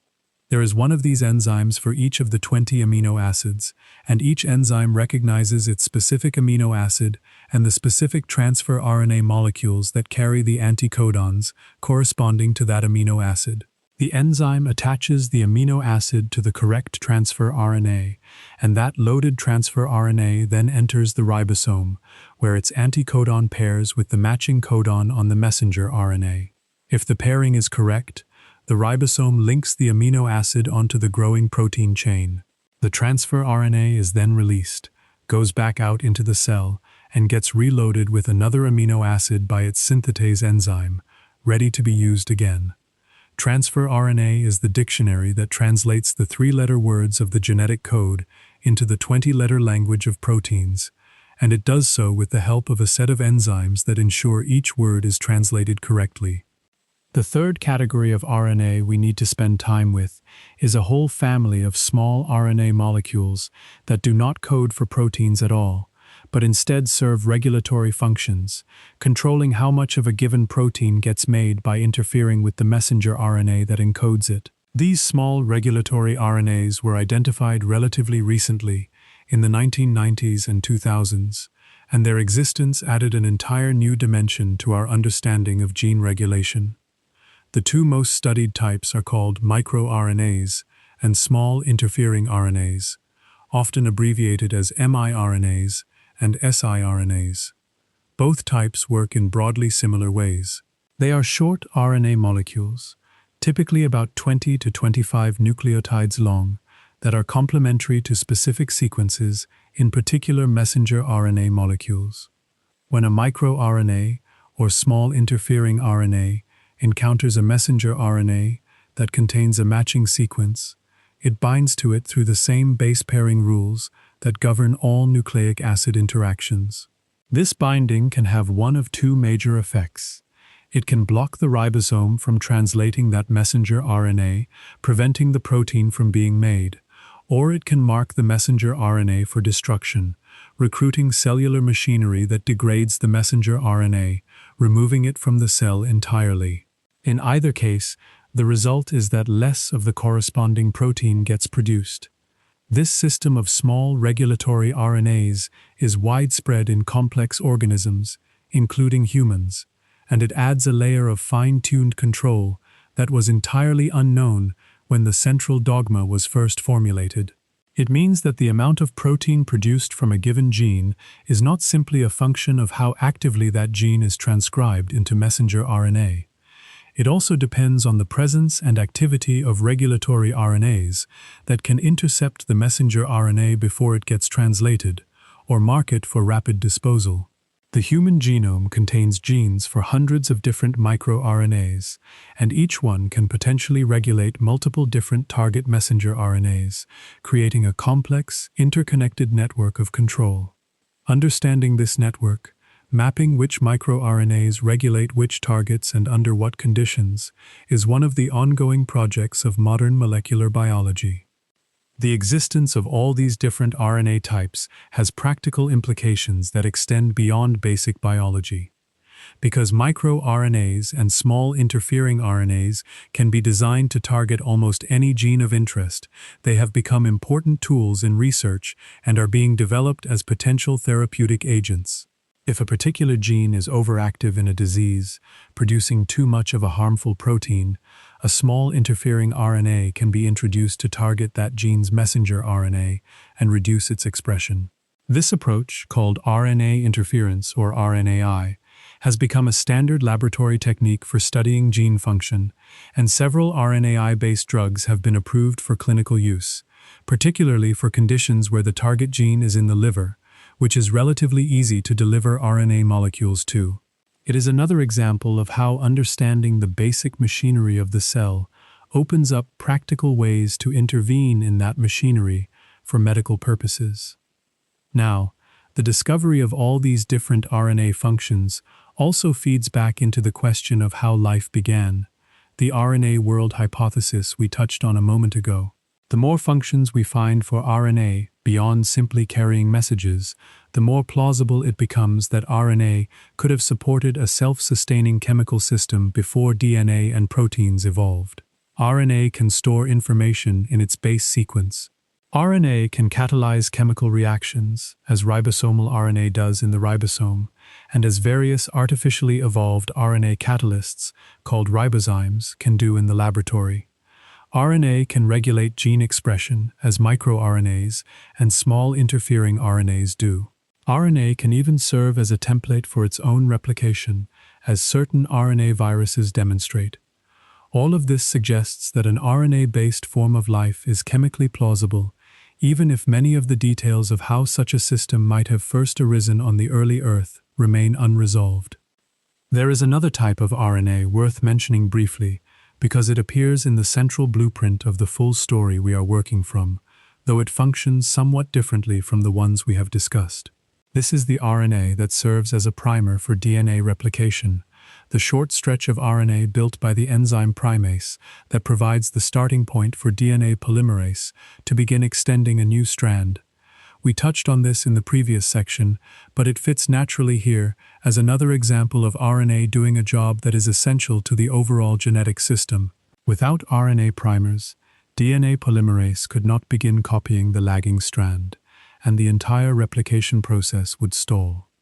So even in the modern DNA-centered world, RNA remains indispensable at multiple points in the core information processing pathways of the cell.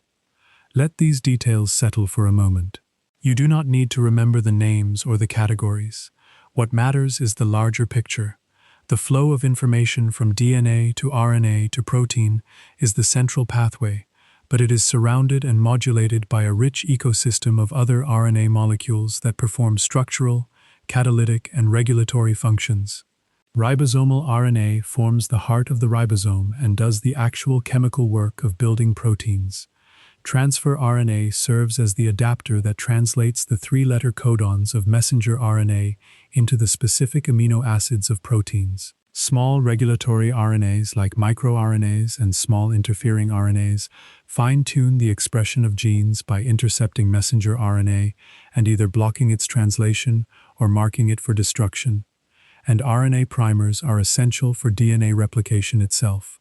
All of this points to RNA as a remarkably versatile molecule, capable of playing many different roles, which in turn supports the idea that RNA may have been the original molecule of life, serving as both information carrier and catalyst before DNA and proteins took over their specialized roles. Now we can turn to another major subject that extends the core system we have been describing: mutations. We have mentioned mutations several times in passing as the rare errors that survive the proofreading and repair systems of DNA replication, and as the raw material for evolutionary change. But mutations are worth understanding in more depth, because they come in several distinct types, with different causes and different consequences, and they are the engine that drives the diversification of life over evolutionary time. The simplest type of mutation is a point mutation, a change at a single position in the DNA sequence. Point mutations can take several forms. A substitution is when one base is replaced by another, an A changed to a G, for example, or a C changed to a T. An insertion is when an extra base is added into the sequence, shifting everything after it by one position. A deletion is when a base is removed, likewise shifting the sequence downstream. Substitutions are the most common type of point mutation, and their effects depend on where they occur and what they change. Many substitutions occur in non-coding regions of the genome, the stretches of DNA that do not encode proteins, and these usually have no noticeable effect at all. When a substitution does occur within a protein-coding region, its effect depends on how it alters the codon.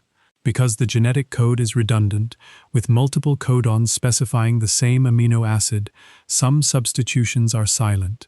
They change the three-letter codon into a different three-letter codon that still specifies the exact same amino acid, so the protein sequence remains unchanged. These silent mutations are common and generally have no functional effect. Other substitutions are missense mutations. They change the codon so that it specifies a different amino acid.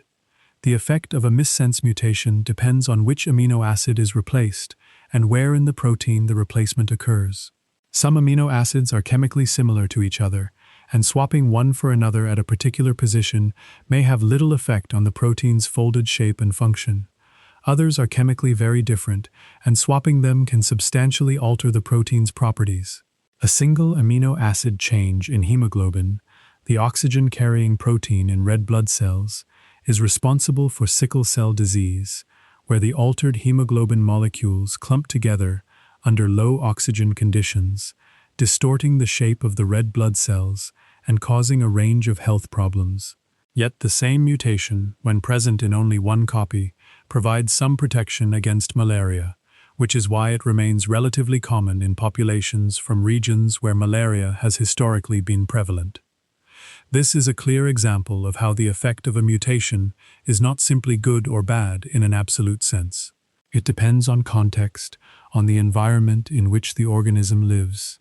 The third major type of point mutation is a nonsense mutation, which changes a codon that specifies an amino acid into a stop codon, one of the three codons that signal the ribosome to terminate translation. The result is a truncated protein cut short before it is fully complete, which is usually non-functional. Nonsense mutations are generally harmful, sometimes severely so, and they are responsible for a number of genetic diseases. Insertions and deletions, even of a single base, have a different kind of effect because they shift the reading frame. The ribosome reads messenger RNA 3 letters at a time in a continuous, non-overlapping fashion. If you insert or delete a single base, you shift the grouping of all subsequent codons, changing the meaning of every codon downstream from the mutation.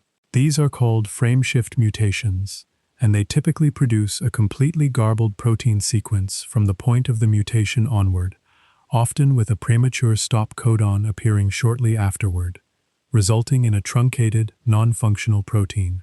Frame-shift mutations are almost always highly disruptive. Beyond point mutations, there are larger-scale mutations that affect bigger stretches of DNA. A duplication is when a segment of the chromosome gets copied an extra time, resulting in 2 copies of that segment instead of 1. Duplications can be small, involving just a few bases, or large, involving entire genes or sets of genes. Duplications are an important source of evolutionary novelty because having an extra copy of a gene frees up one copy to mutate and potentially acquire a new function, while the other copy continues to perform the original function. Many gene families, groups of related genes that share a common ancestor, arose through successive rounds of duplication and divergence. The globin gene family, which includes the genes for hemoglobin and myoglobin, the oxygen-carrying proteins in blood and muscle, is a well-studied example. A deletion is the opposite of a duplication, a segment of DNA getting lost. Large deletions can remove entire genes or sets of genes, and they are often harmful, though smaller deletions can sometimes have neutral or even beneficial effects. An inversion is when a segment of DNA gets cut out, flipped in orientation, and reinserted in the same location. Inversions can disrupt gene function if the breakpoints fall within a gene, and they can also affect how genes are regulated by changing their position relative to nearby regulatory sequences. A translocation is when a segment of DNA gets moved from one chromosome to a completely different one. Translocations can create fusion genes, where parts of 2 different genes get joined together, producing a hybrid protein with novel properties. Some cancers are associated with specific translocations that create fusion genes driving uncontrolled cell growth. All of these mutation types arise from various causes. Some are due to errors during DNA replication that escape the proofreading and repair systems. Some are due to chemical damage to the DNA, from reactive molecules produced by normal cellular metabolism or from external agents like ultraviolet radiation from the sun, which can cause adjacent thymine bases to link together in a way that disrupts replication, or certain chemicals in tobacco smoke that chemically modify DNA bases and cause mispairing. Some are due to errors during recombination, the process by which chromosomes exchange segments during the formation of sperm and egg cells. And some are due to the activity of transposable elements, segments of DNA that can move or copy themselves from one location in the genome to another, sometimes inserting into and disrupting a gene in the process.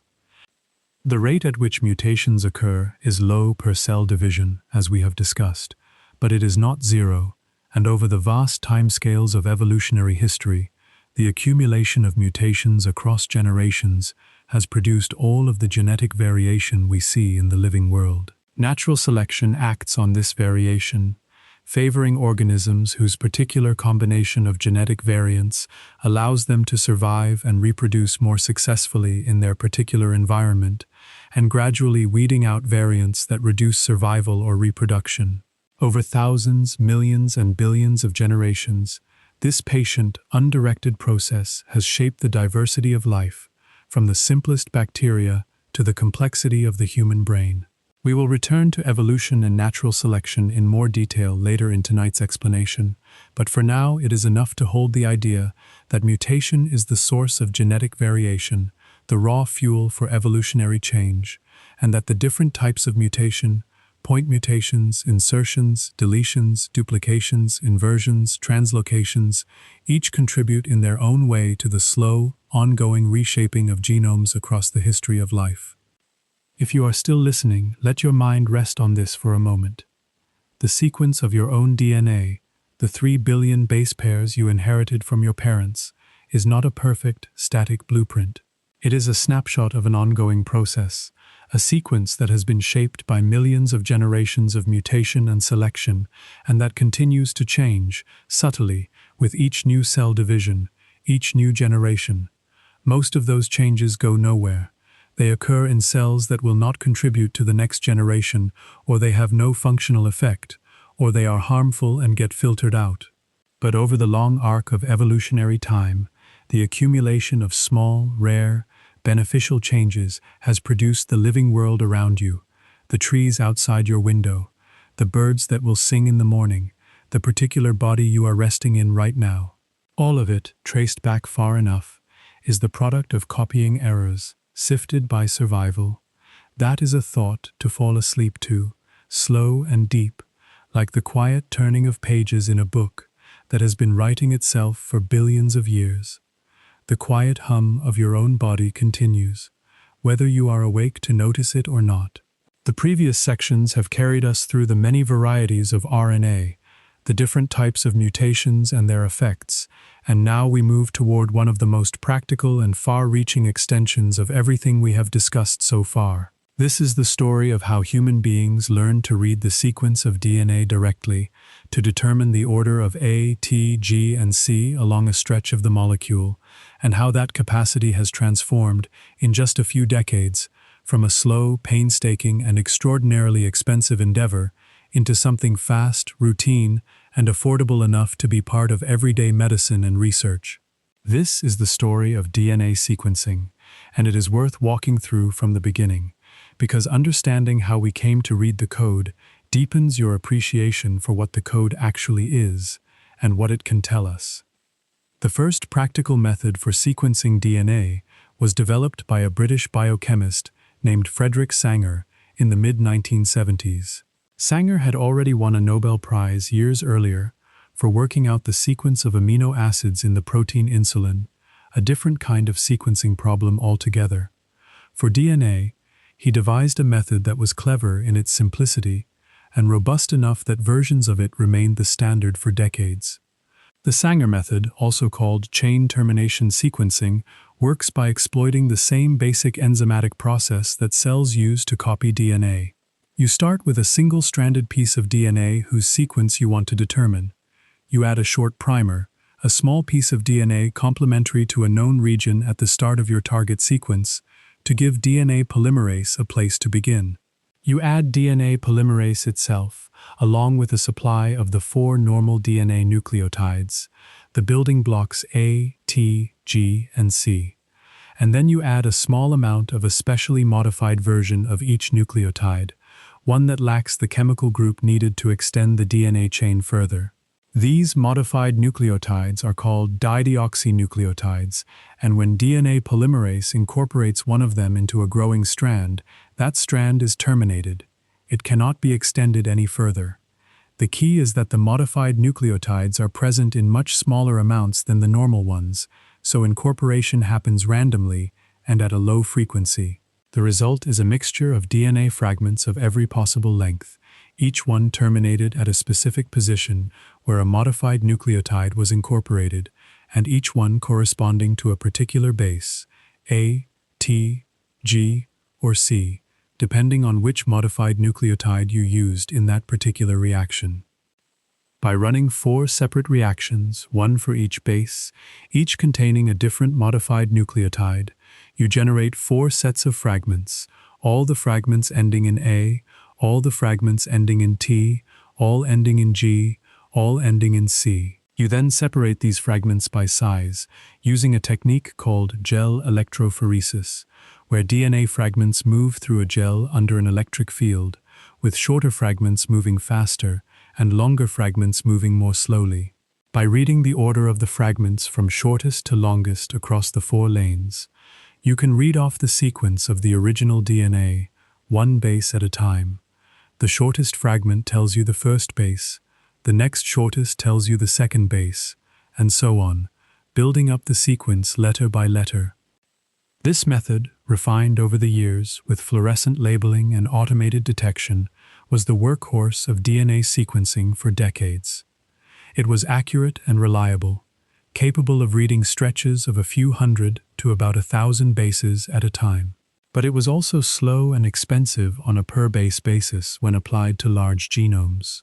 The Human Genome Project, the international effort to sequence the complete 3 billion base pairs of the human genome, relied heavily on Sanger sequencing, along with considerable advances in automation and computational assembly.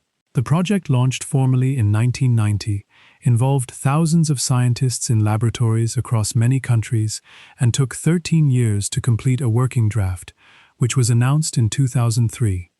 The total cost was roughly $3 billion, which works out to about $1 per base pair. It was one of the largest and most ambitious scientific collaborations ever undertaken, and it gave us, for the first time, a complete readout of the genetic instructions for building a human being. Sitting with that number for a moment is worthwhile. $3 billion and 13 years to read one human genome, the genome of a single individual, or more accurately, a composite of several anonymous donors whose DNA was pooled and sequenced together. The result was a reference sequence, a representative human genome against which other sequences could be compared. It was a monumental achievement, but it was also clear, even as the project was being completed, that sequencing technology would need to improve dramatically if genome sequencing was ever to become a routine part of medicine or biological research. The transformation that followed over the next 2 decades is one of the most striking examples of technological progress in any field of science. A new generation of sequencing technologies, often grouped under the term next-generation sequencing or massively parallel sequencing, emerged in the mid-2000s. These technologies abandoned the one-reaction-at-a-time approach of Sanger sequencing in favor of performing millions or billions of separate sequencing reactions simultaneously on a single small surface, a glass slide, or a flow cell. The chemical details vary between different platforms, but the core principle is similar. DNA molecules are attached to a surface, amplified to create many identical copies clustered together, and then sequenced by adding nucleotides one at a time and detecting, through fluorescent signals or changes in electrical current or other means, which base was incorporated at each position in each cluster.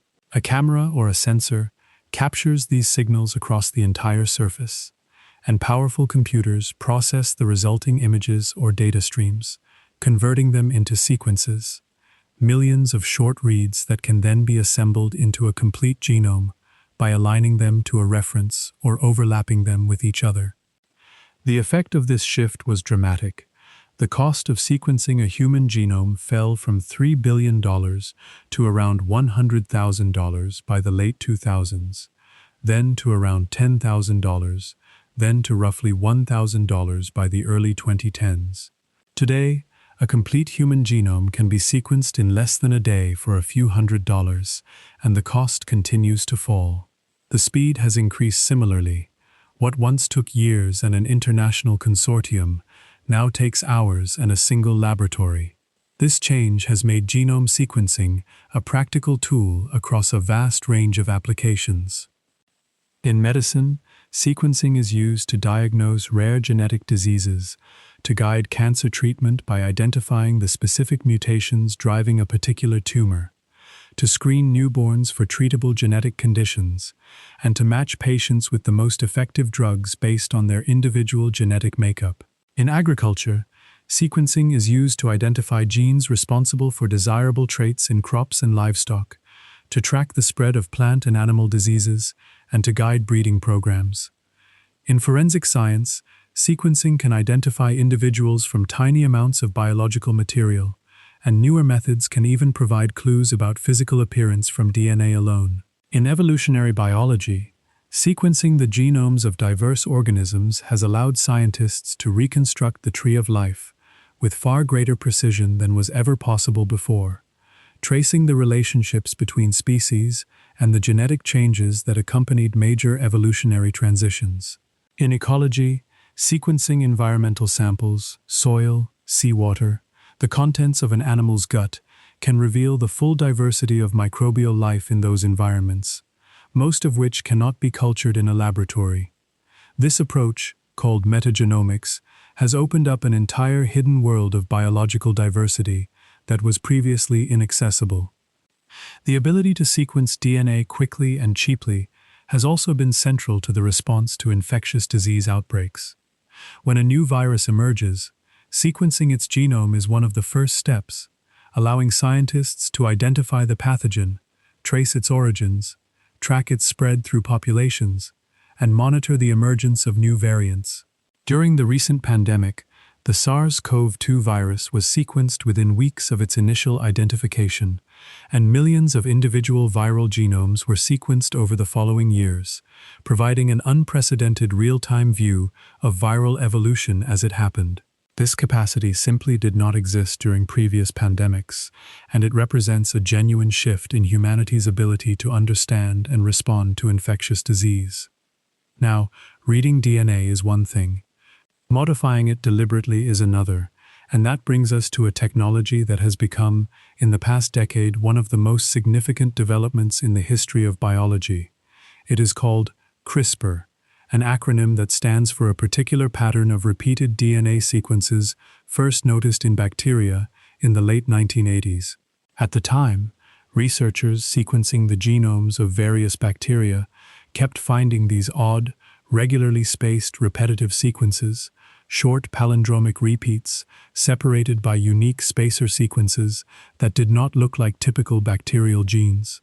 For years, nobody knew what they were for. Gradually, through the work of many researchers, the function of these sequences came into focus.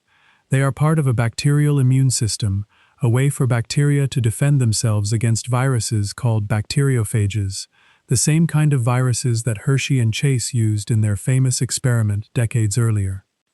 The system works like this. When a bacterium survives a viral infection, it can capture a short piece of the invading viral DNA and insert it into its own genome, within the CRISPR array, as a new spacer sequence. This is essentially a molecular memory of the infection, a wanted poster stored in the bacterial DNA. If the same virus or a closely related one attacks again, the bacterium transcribes the CRISPR array into a long RNA molecule, which gets processed into short RNA segments, each carrying the sequence of one spacer. These RNA segments combine with a protein called Cas9, and the resulting complex patrols the inside of the cell, searching for DNA that matches the spacer sequence. When it finds a match, the Cas9 protein cuts the matching DNA, disabling it. It is a simple, effective, adaptive immune system, capable of learning to recognize new threats and remembering them for future defense. The shift from curious bacterial immune system to revolutionary gene editing tool came in the early 2010s, through the work of researchers including Jennifer Doudna and Emmanuelle Charpentier, who shared the Nobel Prize in Chemistry in 2020 for their contributions, along with others who made critical advances independently. The key insight was that the CRISPR-Cas9 system could be reprogrammed. By designing a custom guide RNA molecule that matches any DNA sequence of interest, you can direct the Cas9 protein to cut that specific sequence in any organism, not just bacteria. The guide RNA carries the address, the Cas9 protein carries the scissors, and together they can introduce a precise double-strand break at a chosen location in a genome. Once the DNA is cut, the cell's own repair machinery takes over. Cells have two main pathways for repairing double-strand breaks. One pathway, called non-homologous end joining, simply stitches the broken ends back together, often introducing small insertions or deletions at the repair site in the process. This can be used to disable a gene, because the small errors introduced by this repair pathway often shift the reading frame or disrupt an important part of the protein coding sequence. The other pathway, called homology-directed repair, uses a separate DNA template, if one is provided, to repair the break accurately. By providing a synthetic template DNA with a desired sequence change, scientists can trick the cell into incorporating that change during repair, allowing precise editing of the genome, correcting a mutation, inserting a new sequence, or making some other specific alteration. CRISPR is not the first gene editing technology. Earlier methods existed, including zinc finger nucleases and talons, which also use engineered proteins to cut specific DNA sequences. But those methods require designing and building a custom protein for each new target sequence, which is technically challenging and time-consuming. CRISPR, by contrast, requires only a custom guide RNA, which is much simpler and cheaper to design and synthesize. This ease of use is what has made CRISPR so widely adopted. It has democratized gene editing, making it accessible to thousands of laboratories around the world, and it has opened up applications that were previously impractical. In research, CRISPR is used to create precise genetic modifications in model organisms, mice, fruit flies, zebrafish, and many others, to study the function of specific genes. By deleting or altering a gene and observing the resulting changes in the organism, researchers can learn what that gene does. This is a fundamental tool of modern biology, and CRISPR has made it faster, cheaper, and more precise than ever before. In medicine, CRISPR-based therapies are being developed for a range of genetic diseases, conditions caused by a known mutation in a single gene, where correcting that mutation in the right cells could provide a lasting treatment or even a cure. The first approved CRISPR-based therapy for sickle cell disease and a related condition called beta thalassemia works by editing the patient's own blood-forming stem cells outside the body, disabling a regulatory gene that normally suppresses the production of fetal hemoglobin, and then returning the edited cells to the patient. The result is that the patient's red blood cells begin producing fetal hemoglobin again, which compensates for the defective adult hemoglobin and alleviates the symptoms of the disease. This is a genuine milestone, and many other CRISPR-based therapies are in clinical trials for conditions affecting the liver, the eye, the immune system, and other tissues. In agriculture, CRISPR is being used to develop crops with beneficial traits, disease resistance, drought tolerance, improved nutritional content, without introducing foreign DNA, by making precise edits to the plant's own existing genes. In some cases, these edited crops are not considered genetically modified organisms under current regulations in several countries, because the changes are indistinguishable from mutations that could have occurred naturally or through traditional breeding. This regulatory distinction is contested and varies between jurisdictions, but it has accelerated the development and commercialization of CRISPR-edited crops. There are also applications that raise deeper questions. CRISPR can be used to edit the genomes of embryos, making changes that would be inherited by all future generations. This is called germline editing, and it raises significant ethical considerations. In principle, germline editing could be used to prevent devastating genetic diseases from being passed on to future children. In practice, the technology is not yet reliable enough to be used in this way safely, and there are broader concerns about the potential for unintended consequences, about equitable access, and about the prospect of using gene editing for enhancement rather than treatment, for selecting traits that go beyond preventing disease. Most scientists and bioethicists agree that germline editing requires careful oversight and broad societal discussion before any clinical use, and several countries have established regulations or moratoria on such applications. The technology itself is neutral. How it is used depends on choices that societies make, and those choices are being actively debated as the technology continues to develop. There is another application of CRISPR worth mentioning because it does not involve editing genes at all, but rather using a modified version of the Cas9 protein that can still bind to a specific DNA sequence but cannot cut it. By fusing this dead Cas9 to other proteins, researchers can use it as a delivery vehicle, bringing a specific cargo to a specific location in the genome. The cargo could be a fluorescent protein that lights up that location so it can be visualized under a microscope. It could be an enzyme that modifies the histones or the DNA methylation at that location, allowing researchers to control gene expression epigenetically without altering the underlying sequence. It could be a protein that changes a single base, converting one letter to another, a technique called base editing, which allows precise single-letter changes without making a double-strand break. And it could be a protein that edits RNA rather than DNA, allowing temporary changes that do not permanently alter the genome. These variations on the CRISPR theme are expanding the toolkit available to researchers and clinicians, making it possible to intervene in genetic systems in increasingly subtle and targeted ways. Let all of this settle for a moment. The ability to read DNA and the ability to edit it are two sides of a single development. Reading the sequence tells us what is there, what variations exist, what mutations are associated with which diseases, what genetic changes underlie the differences between species. Editing the sequence allows us to test those associations, to correct harmful mutations, to introduce beneficial traits, to explore the function of genes by altering them and observing the results. Together, they represent a qualitative change in humanity's relationship with its own genetic inheritance. For most of human history, the sequence of our DNA was a given, a fixed inheritance that we could observe only through its effects on visible traits, height, eye color, susceptibility to disease. We could not read it directly, and we certainly could not change it. Now we can do both, and the implications of that shift are still unfolding. If you are still awake, or if you have drifted off and then returned, let your mind rest on a simple image. Somewhere, right now, in a laboratory that is probably unlit and empty at this hour, there is a machine about the size of a desktop printer that can read the complete sequence of a human genome in a single day. And somewhere else, in a freezer, there is a small tube containing a protein that can be programmed to find and cut any specific sequence of DNA out of those 3 billion base pairs, as easily as you might search for a particular sentence in a document and delete it or replace it.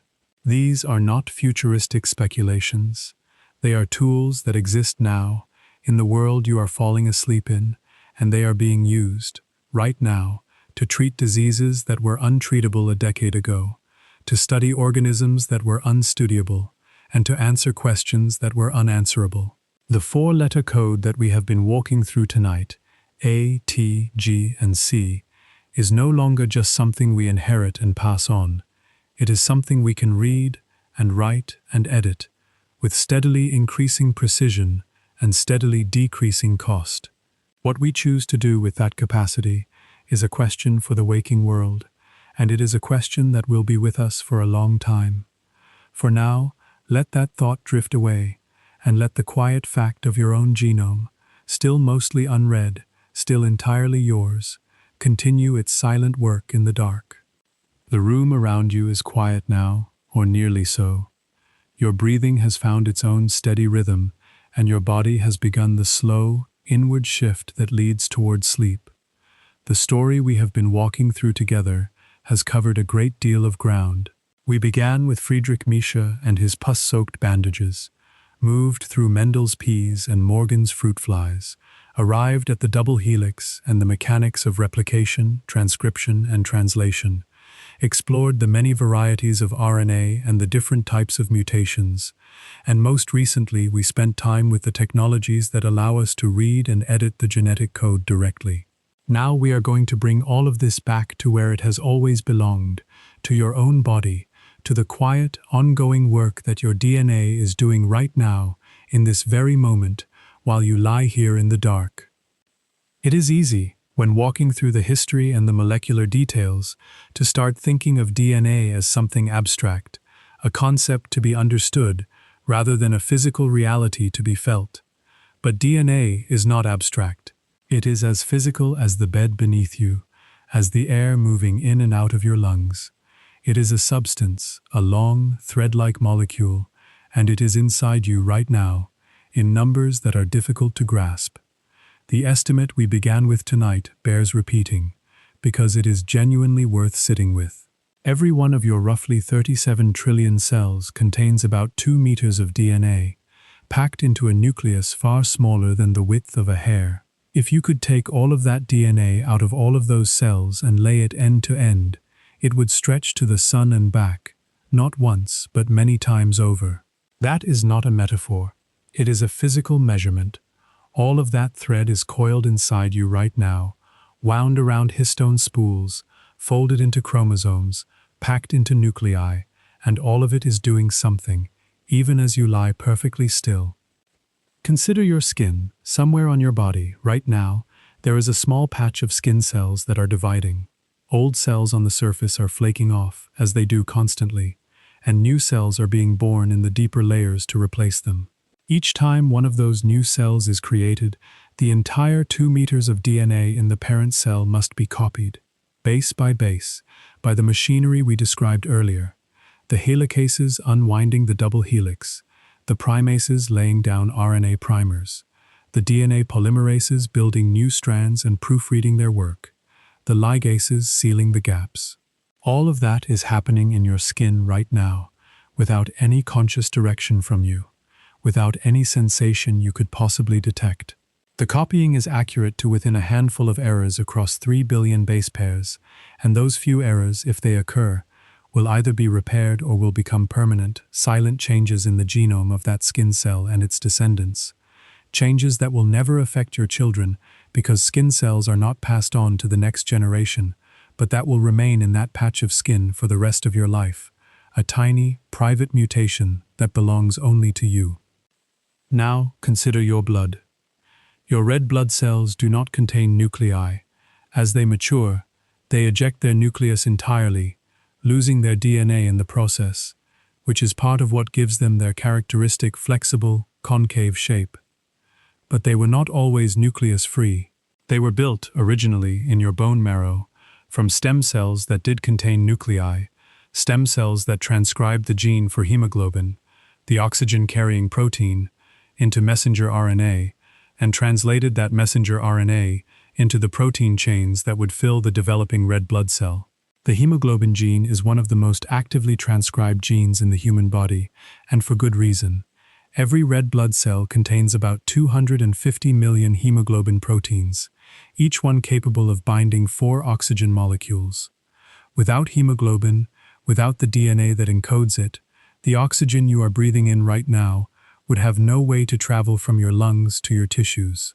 The simple act of breathing, which you are doing right now without thinking about it, depends on a protein whose shape, whose precise 3-dimensional fold, is determined entirely by the sequence of a gene, a sequence of A, T, G, and C, that sits on chromosome 11, transcribed and translated over and over, millions of times, in the bone marrow inside your bones. Now consider your immune system. At this very moment, even while you sleep, white blood cells are patrolling your bloodstream and your tissues, checking for anything that should not be there, a bacterium, a virus, a cell that has become cancerous. These immune cells rely on a set of genes that undergo a special kind of rearrangement during their development, a process called VDJ recombination, where segments of DNA are cut out and the remaining pieces are stitched back together in different combinations. This shuffling generates an enormous diversity of antibodies, the Y-shaped proteins that recognize and bind to specific foreign molecules. The diversity is so vast that your immune system can recognize and respond to pathogens that have never existed before, molecules that no living thing has ever encountered. This is possible because the shuffling of a relatively small number of gene segments can produce billions of different possible combinations, each one encoding a slightly different antibody, each one capable of recognizing a different molecular shape. It is a specialized, highly evolved variation on the basic genetic system, and it is operating inside you right now. quietly, without your awareness, keeping you safe from infections you will never even know you were exposed to. Now consider your gut. The lining of your intestines is one of the most rapidly renewing tissues in your body. The cells that form the inner surface of your gut live only a few days before they are shed and replaced. This constant renewal is driven by stem cells that reside in small pockets called crypts, deep in the intestinal lining. These stem cells divide, and their daughter cells differentiate into the various specialized cell types that absorb nutrients, secrete mucus, and perform all the other functions of the digestive system. Every one of those new cells contains the same 46 chromosomes as the stem cell that gave rise to it, and every one of those chromosomes was copied, with extraordinary fidelity, by the replication machinery we have described. The gut renews itself, completely, roughly every week. The cells that made up the lining of your intestines last Monday are gone, shed into the interior of your gut and passed out of your body, and the cells that are there now are their descendants, carrying copies of the same DNA. In a very real sense, parts of you are constantly being replaced, while the instructions for building those parts remain the same. The DNA persists. The cells are temporary. Now consider your brain. Neurons are different from most other cells in your body. For the most part, they do not divide once they have matured. The neurons in your cerebral cortex, the part of your brain responsible for thought and memory and language, and the awareness that you are lying here listening to this voice, are largely the same neurons you were born with. They have the same DNA they have always had, and they will keep that DNA for your entire life. But they do use it. Neurons are among the most transcriptionally active cells in the body, constantly reading out genes, producing proteins, modifying their connections in response to experience. The process of forming a memory involves changes in gene expression in specific neurons, changes in which genes are turned on and which are turned off, mediated by the epigenetic mechanisms we discussed earlier, the histone modifications and DNA methylation that control access to the genome. The experiences you had today, the things you saw and heard and felt, are being consolidated, in part, through changes in gene expression in your brain right now, while you sleep. Sleep is not just rest for the body. It is an active state for the brain, a time when memories are strengthened and reorganized, and that process depends, at its molecular core, on the same transcription and translation machinery that operates in every other cell.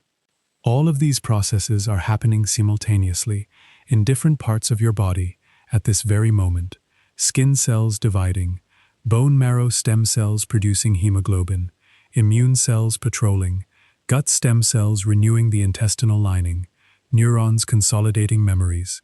And each of these processes depends on the same fundamental mechanism, the reading and copying and expression of the same DNA sequence, the same 3 billion base pairs, distributed across the same 46 chromosomes in every one of the cells that contain a nucleus.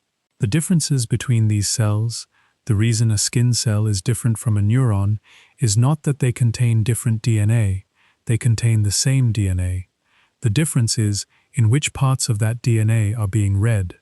A skin cell reads the genes it needs to be a skin cell and keeps the neuron-specific genes silent. A neuron does the reverse. The genome is a library, and different cell types read different books from the same shelves. Now let us step back from your own body and consider the wider world, because DNA is not just inside you, it is in every living thing around you, and it connects you, in a very direct and literal way, to the rest of life on Earth. The food you ate today, whatever it was, came from organisms that have their own genomes. If you ate a plant, you consumed cells full of plant DNA, organized into plant chromosomes, encoding plant proteins. If you ate meat, you consumed animal DNA. That DNA was broken down by your digestive system into its component nucleotides, which were then absorbed and recycled by your own cells to build new DNA and RNA. The atoms that made up the genetic material of the organisms you ate are now part of you, incorporated into your own genetic material, your own nucleotides, your own DNA and RNA. There is a constant flow of genetic material through the food web, a cycling of nucleotides from organism to organism, as constant and as unremarkable as the cycling of water or carbon or nitrogen. Think about the building around you. If it has a wooden frame, that wood came from trees. Those trees grew from seeds which contained tree DNA. The growth patterns of those trees, the rings that formed year by year as they grew, were shaped by the expression of tree genes, by the transcription of tree DNA into tree messenger RNA, and the translation of that messenger RNA into the proteins that built tree cells and tree wood. The trees also responded to their environment, to the availability of water and nutrients, to the length of the days and the cold of the winters, and those responses were mediated by changes in gene expression, by the epigenetic and regulatory mechanisms that control which genes get turned on and off in response to environmental signals. The wood that surrounds you, if there is any, is a record of gene expression in a living organism, frozen in time. Think about any pets you might have, perhaps curled up somewhere nearby, breathing their own slow, sleeping breaths. Your dog, your cat, whatever animal shares your home, has its own genome, organized into its own species-specific number of chromosomes. Dogs have 78 chromosomes, cats have 38. And yet the fundamental machinery, the double helix, the genetic code, the processes of replication, transcription, and translation are the same. The hemoglobin gene in your dog is very similar to the hemoglobin gene in you, because you share a common ancestor, a small, shrew-like mammal that lived around 80 million years ago, and the hemoglobin gene has been passed down, with modifications, through all the branching lineages that descended from that ancestor. The same is true of many other genes, the genes for basic cellular processes, for metabolism, for DNA repair, for cell division. The deeper you go into the shared genetic inheritance of life, the more unity you find. Now think about the world outside your window, even if you cannot see it from where you are lying.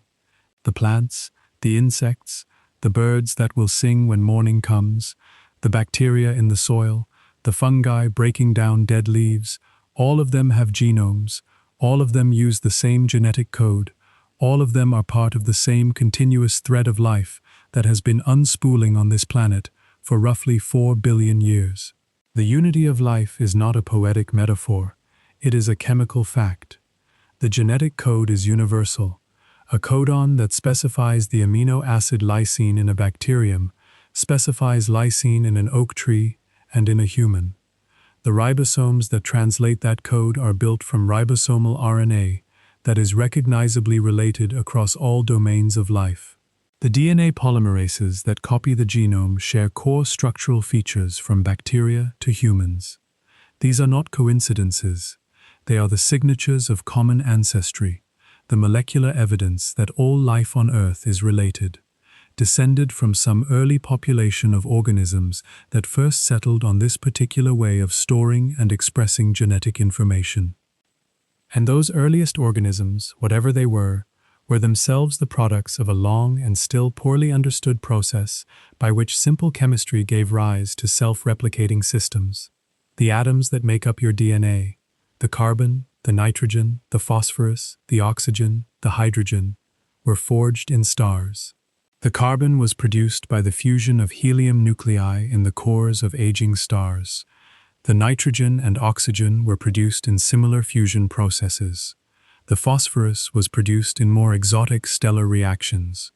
When those stars died, some in gentle puffs of gas, some in enormous explosions, they scattered their newly forged elements into space, where they eventually became incorporated into the cloud of gas and dust that condensed to form our solar system, our planet, and, eventually, the first living things. The atoms in your DNA are ancient.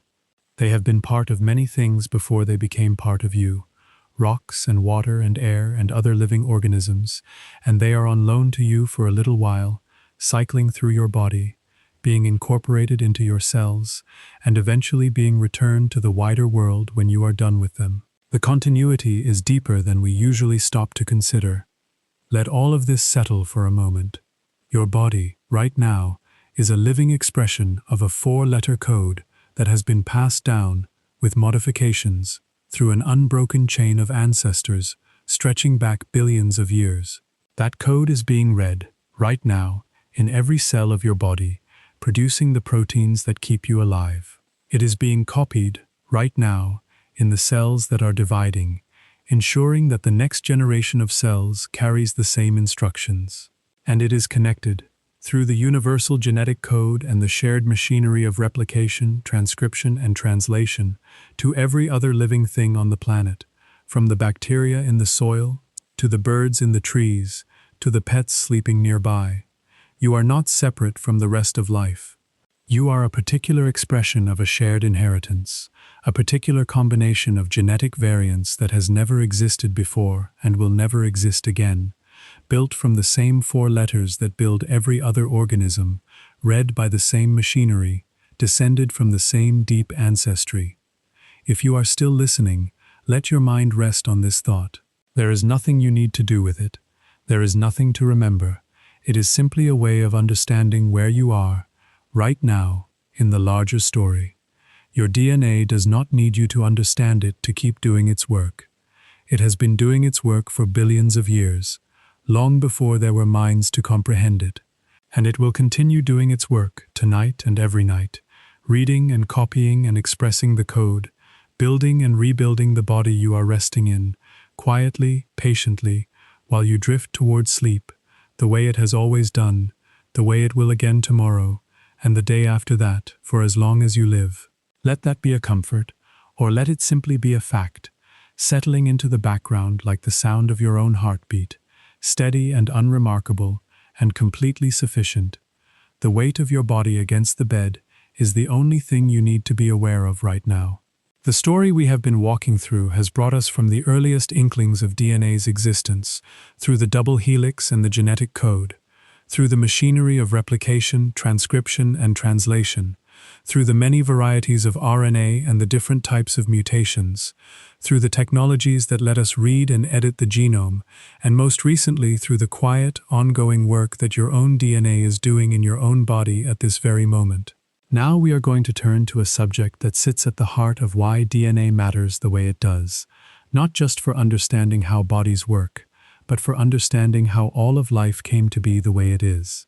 This is the subject of evolution, of how the slow accumulation of small genetic changes over vast stretches of time has produced the diversity of living things we see around us, from the simplest bacteria to the particular human body you are resting in right now. Evolution, at its core, is a simple idea. It has been stated in many ways, but the simplest formulation is this: living organisms vary. Some of that variation is heritable, passed from parent to offspring through the genetic material we have been discussing all night. Some variants help their bearers survive and reproduce more successfully in their particular environment, and some variants do the opposite. Over generations, the helpful variants tend to become more common in the population because the organisms that carry them leave more offspring. The harmful variants tend to become less common or disappear because the organisms that carry them leave fewer offspring or none at all. Given enough time, enough generations, this patient, undirected process can reshape populations, producing new traits, new adaptations, and eventually, new species. That is natural selection in a paragraph, and it is one of the most well-supported ideas in all of science, supported by evidence from fossils, from the geographic distribution of species, from the comparative anatomy of living organisms, and, most powerfully, from the comparison of DNA sequences across different species. The genetic evidence for evolution is particularly compelling because it is so direct. When we compare the DNA sequences of different organisms, we find patterns that make sense only in the light of common ancestry. Species that are more closely related, that share a more recent common ancestor, have DNA sequences that are more similar to each other.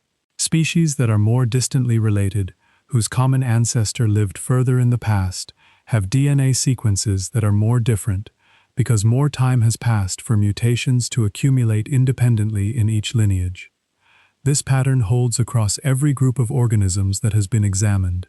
The DNA of humans and chimpanzees, who shared a common ancestor roughly 6 or 7 million years ago, is about 98 to 99% identical in the regions that can be directly compared. The DNA of humans and mice, who shared a common ancestor roughly 80 million years ago, is still recognizably similar in many regions, but more different. The DNA of humans and fruit flies, whose common ancestor lived more than 600 million years ago, is more different still, and yet, even there, many of the fundamental genes, the genes for basic cellular processes, are recognizably related. The hemoglobin gene, the genes for the proteins that copy DNA, the genes for the ribosomal RNA that forms the heart of the ribosome, these are shared across vast swaths of the tree of life, because they were present in the common ancestor of all those organisms and have been passed down, with modifications, through all the branching lineages that descended from that ancestor. This is worth sitting with, because it connects directly to everything we have been discussing. The genetic code itself, the 3-letter codon system that translates messenger RNA into protein, is nearly universal. The same codon specifies the same amino acid in bacteria and in humans. This is not because that particular code is the only possible one, or even the best possible one. It is because the code was established early in the history of life, in some population of organisms that became the ancestor of all living things. And once the code was deeply embedded in the machinery of the cell, once transfer RNAs and amino-acyl tRNA synthetases and ribosomes had all evolved to work with that particular code, changing it would have been catastrophic, like changing the meaning of every letter in a book simultaneously. So the code has remained, essentially unchanged, for billions of years, a living relic of life's deep past, preserved in every cell of every organism alive today. The mechanism by which evolution produces new traits is, at its root, the accumulation of mutations of the types we discussed earlier. Point mutations, insertions, deletions, duplications, inversions, translocations, all of these create genetic variation, differences in DNA sequence between individuals in a population. Most of these differences have no noticeable effect on the organism. They occur in non-coding regions, or they produce silent mutations that do not change the amino acid sequence, or they produce changes that are neutral in their effect on the organism's ability to survive and reproduce. A smaller number of mutations are harmful, disrupting the function of an important protein or regulatory sequence, and these tend to be removed from the population by natural selection, sometimes quickly if the harm is severe, sometimes slowly if the harm is slight. A very small number of mutations are beneficial, improving the function of a protein or altering gene expression in a way that helps the organism cope better with its environment, find food more efficiently, resist a pathogen, attract a mate more successfully. These beneficial mutations, precisely because they help the organisms that carry them leave more offspring, tend to increase in frequency over generations. Given enough time, the accumulation of such changes can produce adaptations of astonishing complexity and precision. The long neck of a giraffe, the echolocation of a bat, the intricate biochemistry of photosynthesis, the human brain. All of these are the products of the same patient process, mutation filtered by selection, operating over timescales that are genuinely difficult for a human mind to grasp. It is worth pausing on that difficulty, because it is one of the reasons evolution can be challenging to think about. We are used to thinking in terms of days and years and decades, the timescale of a human life. Evolution operates on timescales of thousands, millions, and billions of years.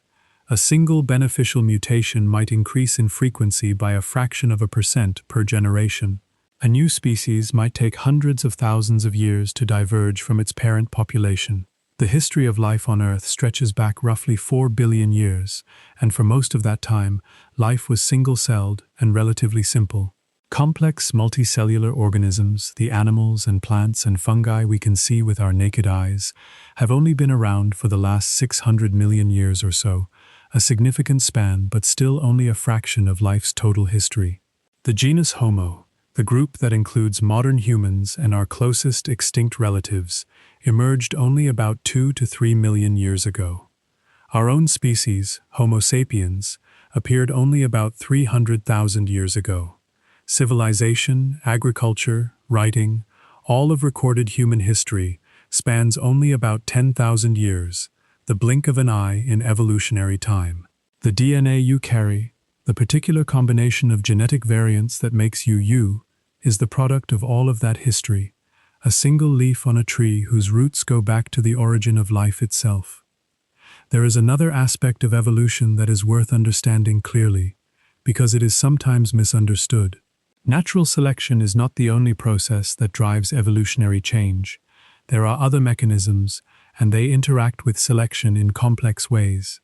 One of these is genetic drift, which is the random fluctuation in the frequency of genetic variants from one generation to the next, simply due to chance. In any finite population, some individuals will, by chance alone, leave more offspring than others, and some genetic variants will, by chance alone, become more or less common, regardless of whether they are helpful or harmful. In small populations, drift can be a powerful force, sometimes causing harmful variants to become fixed, meaning every individual carries them, or causing beneficial variants to be lost. In large populations, drift is weaker, and selection tends to dominate. The relative importance of drift and selection in shaping the genetic variation we see in natural populations is one of the ongoing areas of research in evolutionary biology. Another process is gene flow, the movement of genetic variants between populations through migration and interbreeding. Gene flow can introduce new variants into a population, or it can homogenize the genetic differences between populations, preventing them from diverging into separate species. The balance between gene flow and selection is one of the factors that determines whether populations remain connected or split apart evolutionarily. And then there is the process of speciation itself, the formation of new species. The most common way this happens is through geographic isolation. A single population gets divided by a physical barrier, a mountain range, a river, an ocean, and the two separated subpopulations begin to accumulate different mutations, experience different selective pressures, and undergo different patterns of genetic drift. Over time, they diverge genetically to the point where, even if they come back into contact, they can no longer interbreed successfully, or they no longer recognize each other as potential mates. At that point, they are separate species, and they will continue to evolve independently from then on. This process has happened countless times throughout the history of life, producing the branching pattern of relationships that we see when we compare the DNA of different organisms and construct evolutionary trees. Every fork in the tree represents a past speciation event, a moment when one lineage split into two, and every living species is the tip of one branch on that vast, spreading tree. The evidence for all of this comes from many sources, but the genetic evidence is particularly direct and quantitative. By comparing DNA sequences, scientists can estimate how long ago two species shared a common ancestor, using the accumulation of neutral mutations as a kind of molecular clock. Neutral mutations, those that do not affect the organism's fitness, accumulate at a roughly constant rate over time because they are not affected by natural selection. By counting the number of neutral differences between two species and calibrating that count against fossil evidence for the date of their divergence, researchers can estimate the rate at which the molecular clock ticks and use it to date other divergence events. This approach has been used to reconstruct the evolutionary relationships among thousands of species, from bacteria to blue whales, and the results align well with evidence from fossils and anatomy, providing independent confirmation of the evolutionary framework. The practical applications of evolutionary thinking extend far beyond understanding the history of life. In medicine, understanding evolution helps us understand why bacteria become resistant to antibiotics and why viruses evolve to escape vaccines. Antibiotic resistance is a straightforward example of natural selection operating on a timescale we can observe directly. In a population of bacteria exposed to an antibiotic, most of the bacteria die, but a few may carry a mutation that allows them to survive. Those survivors reproduce, and their offspring inherit the resistance mutation. Over time, the population becomes dominated by resistant bacteria, and the antibiotic stops working. This is why it is important to use antibiotics only when necessary and to complete the full course of treatment, to minimize the opportunity for resistant variants to emerge and spread. The same principle applies to cancer, which is an evolutionary process within the body. A tumor begins with a single cell that has acquired a mutation allowing it to divide uncontrollably. As the tumor grows, its cells continue to mutate, producing genetic diversity within the tumor. Some of these new mutations may allow the cancer cells to evade the immune system, or to resist chemotherapy drugs, or to metastasize and colonize other parts of the body. Understanding cancer as an evolutionary process has led to new treatment strategies, including therapies that target the specific mutations driving a particular tumor and approaches that try to anticipate and block the evolutionary paths by which cancers become resistant to treatment. In agriculture, evolutionary principles guide the breeding of crops and livestock, the management of pesticide and herbicide resistance in pests and weeds, and the conservation of genetic diversity in wild relatives of domesticated species. In conservation biology, understanding the genetic diversity and evolutionary history of endangered species helps guide decisions about which populations to protect and how to manage them to preserve their ability to adapt to changing conditions. In computer science, a field called evolutionary computation uses principles inspired by natural selection to solve complex optimization problems, generating solutions through a process of variation and selection analogous to biological evolution. All of this flows from the same fundamental insight that Darwin and Wallace articulated in the mid-19th century, and that has been confirmed and extended by every advance in genetics and molecular biology since. Living things vary. Some of that variation is heritable, and the variants that help organisms survive and reproduce become more common over time. The DNA we have been discussing all night is both the medium of that heritable variation and the record of its history. Every genome is a document, written in the four-letter alphabet of A, T, G, and C, that tells the story of its own evolutionary past. The genes you carry, the regulatory sequences that control their expression, the transposable elements that have copied themselves throughout your genome, the pseudogenes that were once functional but have been disabled by mutation, all of these are traces of the evolutionary history that produced you. Let this settle for a moment. The sequence of your DNA is not random. It is not a static blueprint designed from scratch. It is an accumulated record of billions of years of evolutionary change, a text that has been revised and rewritten by mutation and selection and drift, generation after generation, in an unbroken chain that stretches back to the origin of life. The genes that build your body are related to the genes that build the bodies of every other living thing. The differences between you and a chimpanzee, between you and a mouse, between you and a fruit fly, between you and an oak tree, are differences in the sequence of those shared genes and in the regulatory instructions that control when and where and how strongly they are expressed. The unity and the diversity of life are two sides of the same coin, and both are written in the same language, the language of DNA. If you are still awake, or if you have drifted into that state between waking and sleep, where ideas can settle without effort, let your mind rest on the image of the evolutionary tree, that vast branching structure that connects all living things.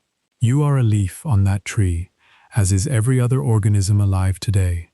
The branch that leads to you diverged from the branch that leads to your closest living relatives, the chimpanzees and bonobos, a few million years ago.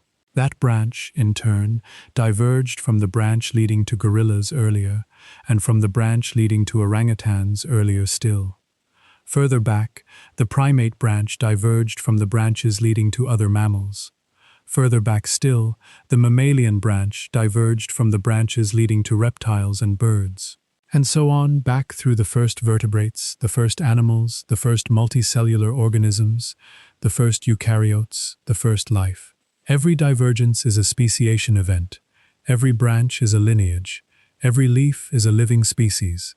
And the DNA in every leaf carries the record of the entire tree, written in a language we have learned to read.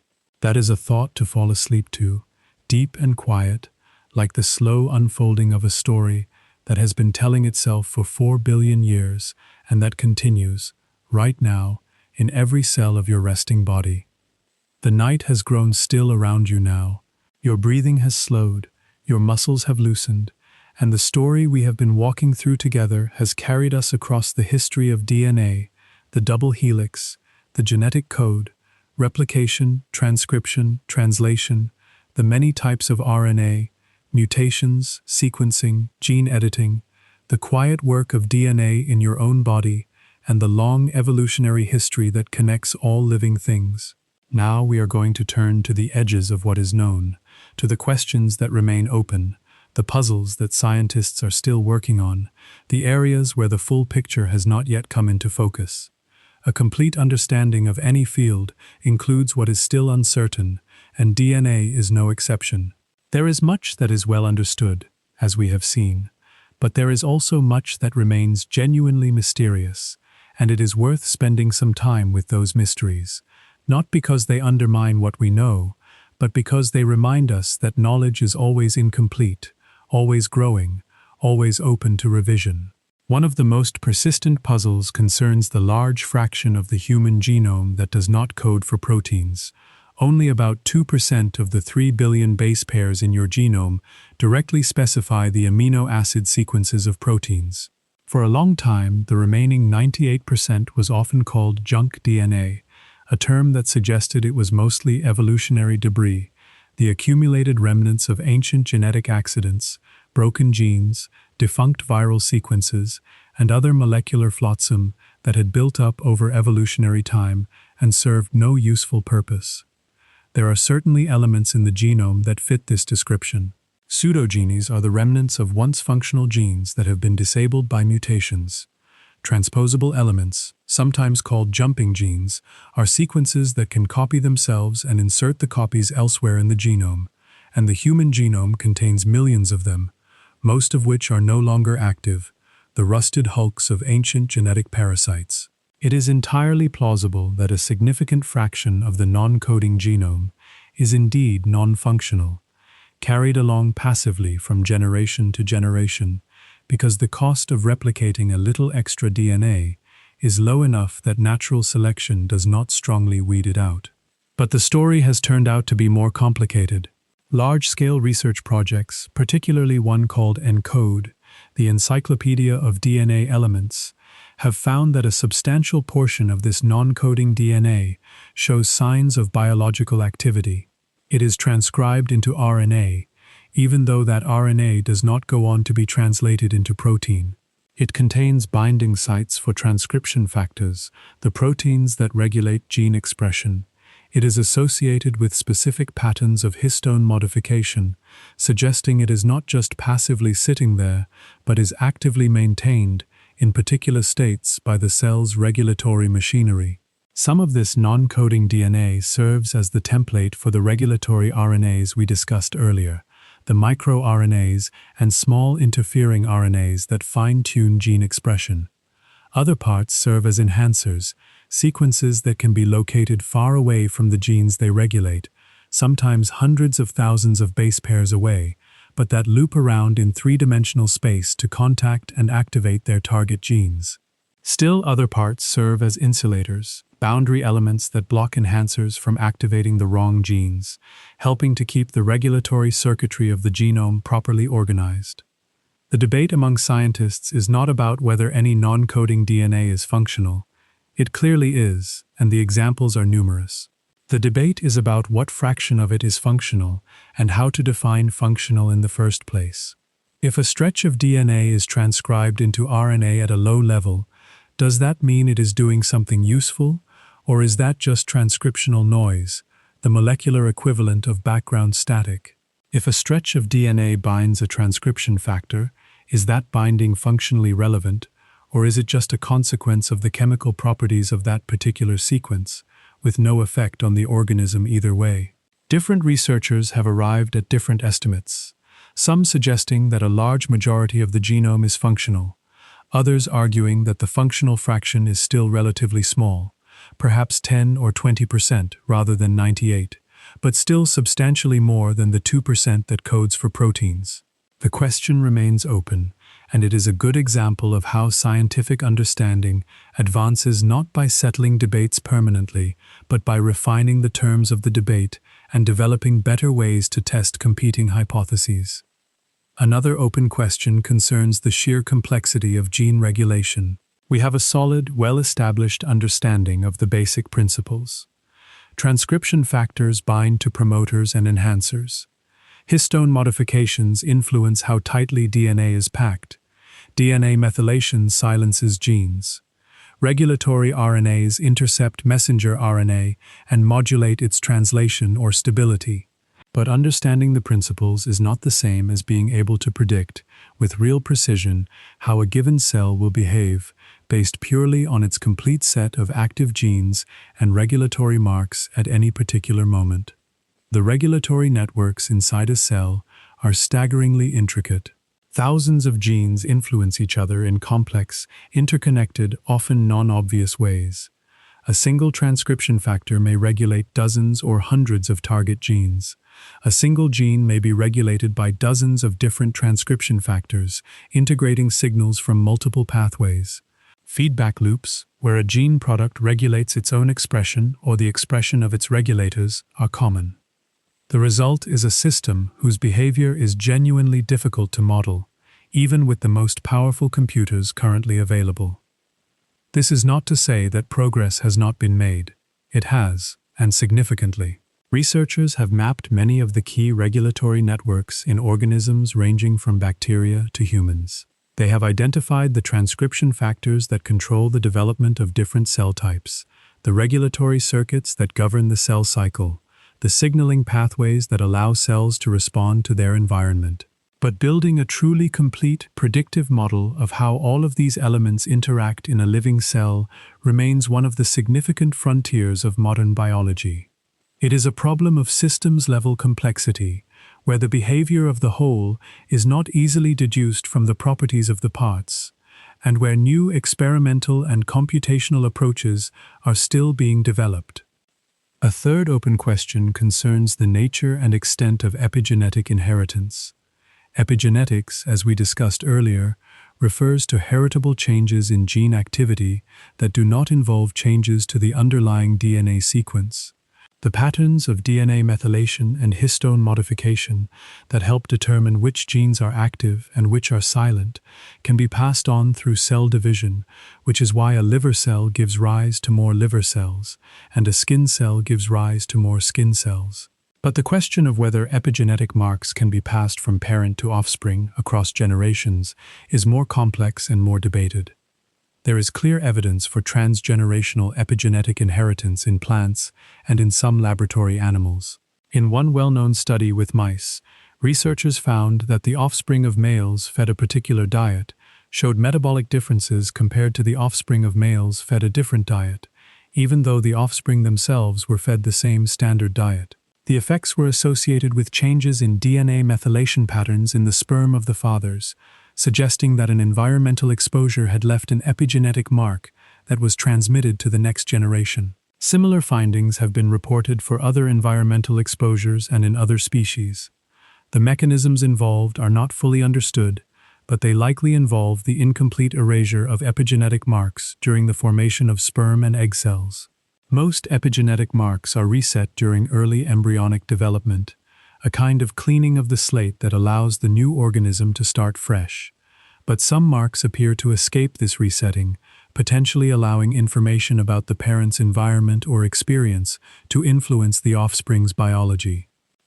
The extent to which this occurs in humans, the stability of such effects across multiple generations, and the precise molecular mechanisms involved all remain active areas of investigation, and in some cases, genuine disagreement.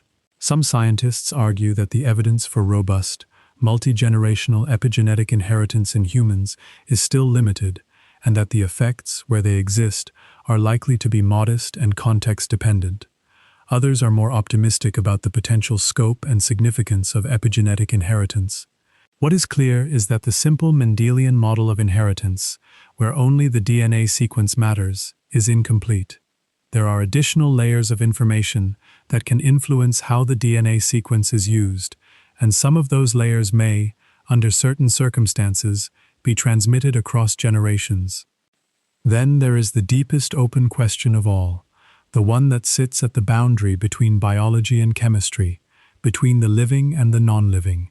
It is the question of how this entire system, DNA, RNA, proteins, the whole intricately linked machine, first came into being on the early Earth, roughly between 3.5 and 4 billion years ago. The RNA world hypothesis, which we discussed earlier, offers one compelling partial answer. RNA can store information like DNA and catalyze chemical reactions like proteins. An early stage of life based on RNA alone could, in principle, have carried out both functions, storing genetic information in its sequence and catalyzing the reactions needed to copy and maintain that sequence.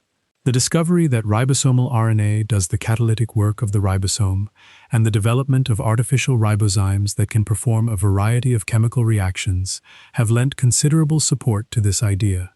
It is not difficult to imagine a gradual transition from an RNA-only world to the DNA-RNA protein world we see today, with DNA taking over the information storage role because it is more chemically stable, and proteins taking over most catalytic roles because they are more versatile. But significant gaps remain in explaining how the very first self-replicating RNA molecules could have arisen. RNA is a complex molecule, built from a sugar, a phosphate, and a nitrogenous base, all linked together in a specific way. Forming RNA from simpler precursors under plausible early Earth conditions has proven to be chemically challenging, though progress has been made. Researchers have shown that some of the building blocks of RNA can form under conditions that mimic those of the early Earth, that short RNA molecules can form and elongate on mineral surfaces, and that certain RNA sequences can catalyze their own replication, at least partially. But a complete, step-by-step account of how a self-sustaining, evolving RNA-based system could have emerged from simple chemistry remains elusive.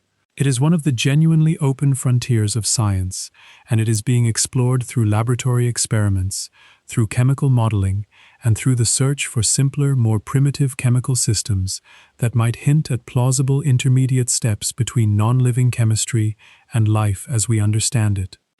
There are other open questions as well, smaller in scope but no less intriguing.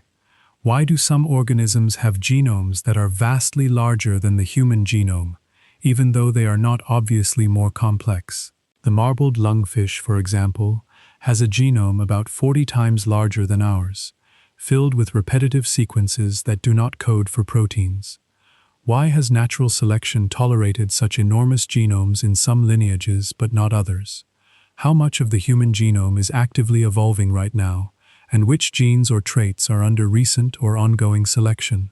What is the full catalog of functional elements in the human genome, not just protein-coding genes, but all the regulatory sequences, all the non-coding RNAs, all the structural elements involved in chromosome organization and segregation? How do all of these elements work together to produce a functioning organism, and how do they go wrong in disease? These are the kinds of questions that occupy working biologists, and they are a reminder that the age of discovery in genetics is not over. It is still very much in progress. Let all of this settle for a moment, not as a source of frustration or confusion, but as something more like comfort. The fact that there are still open questions, still genuine puzzles, still things we do not fully understand, is not a weakness of science. It is the reason science continues. If every question were answered, there would be nothing left to do, no new territory to explore. The open questions are the frontier, the edge of the map, and they are there for anyone who wants to push against them. But you do not need to push against them tonight. You do not need to solve them, or even remember them. They are simply part of the larger picture, the acknowledgement that our understanding, however detailed, is never complete, never final, always provisional. The DNA in your cells does not care whether we understand it or not. It does its work regardless, reading and copying and expressing the code, maintaining the quiet continuity of life, while we, on the outside, keep asking questions, keep building tools, keep inching forward into the dark. That is the human project, and it has been going on for as long as we have been able to ask why. It will continue long after tonight, long after you have fallen asleep, and the same four-letter code that runs your body will be there, waiting for the next question and the next and the next. By now you may have drifted in and out several times, your attention ebbing and flowing like the tide, catching fragments of the story and letting others slip away into the dark. That is exactly how it should be. There is nothing to catch up on, nothing to review, nothing you need to hold in your memory. Everything that needed to settle has settled, and everything that was only ever meant to be a gentle presence in the background has served its purpose. If you have been awake for most of this, you now carry a quiet understanding of what DNA is, where it came from as a field of knowledge, how it works as a molecule, and why it matters. If you have been asleep for most of it, your body has still been doing what it always does, reading and copying and expressing the very code we have been describing, entirely without your conscious participation. Let us gather the threads one final time, not as a test or a summary to be memorized, but as a way of letting the whole picture rest in your mind before you let it go completely. DNA is a molecule, a long, thread-like chain built from 4 kinds of building blocks: adenine, thymine, guanine, and cytosine, strung together in a particular order along a sugar-phosphate backbone. It exists as a double helix, 2 complementary strands wound around each other, held together by the specific pairing of A with T and G with C. That complementary pairing is the elegant heart of the whole system. Because each strand contains the information needed to rebuild its partner, the molecule can be copied with remarkable fidelity. Separate the 2 strands, let each one serve as a template for assembling a new partner from free-floating building blocks, and you have 2 double helices where before there was 1. That is replication, and it is the basis of inheritance, the reason a liver cell gives rise to more liver cells and a parent passes traits to a child. But copying is only half the story. The other half is expression, the process by which the information stored in DNA gets used to build the working parts of the cell. This happens in 2 main steps. First, transcription, where a temporary RNA copy of a specific gene is built, using the DNA as a template and following the same base pairing rules, except that uracil stands in for thymine. Then translation, where that messenger RNA is read by a ribosome 3 letters at a time, each 3-letter codon specifying a particular amino acid, and the amino acids are linked together into a protein chain. That chain folds into a specific 3-dimensional shape, determined by its sequence, and that shape determines its function. DNA stores the information. RNA carries the message. Proteins do the work. That is the central flow of genetic information, and it is the organizing principle of molecular biology. Around this central flow, there are layers of complexity and control. The DNA in your cells is not a naked double helix floating freely. It is wound around histone proteins, folded into nucleosomes, coiled into chromosomes, packed into a nucleus far smaller than the width of a hair. The tightness of that packing controls which genes are accessible and which are silent, and the patterns of chemical modifications on the histones and on the DNA itself, the epigenetic marks, help determine which genes get read in which cells. A liver cell and a neuron contain the same DNA, but they read different parts of it, and that is why they are different. Beyond messenger RNA, there are other types of RNA with other jobs. Ribosomal RNA forms the catalytic core of the ribosome. Transfer RNA serves as the adapter that matches codons to amino acids. Small regulatory RNAs fine-tune gene expression by intercepting messenger RNA and blocking its translation or marking it for destruction. The RNA world hypothesis suggests that RNA, capable of both storing information and catalyzing reactions, may have been the original molecule of life, predating the divided labor of DNA and proteins. Mutations are changes in the DNA sequence. They arise from errors during replication that escape the proofreading and repair systems, or from chemical damage to the DNA, or from the movement of transposable elements. Most mutations are neutral or harmful, but a very small number are beneficial, and these beneficial variants, over generations, tend to become more common through natural selection. This patient, undirected process, operating over billions of years, has produced the diversity of life we see around us, from bacteria to blue whales, from oak trees to the particular human body you are resting in right now. The evidence for this shared ancestry is written in the DNA itself. The genetic code is nearly universal. The same genes are found across vastly different species, more similar in closely related organisms, more different in distantly related ones, exactly as common descent would predict. You share genes with every other living thing, because you share ancestors with every other living thing, stretching back in an unbroken chain to the origin of life. Human beings have learned to read this code and, increasingly, to edit it. DNA sequencing, developed by Frederick Sanger and refined through decades of technological advance, can now read an entire human genome in a day for a few $100s.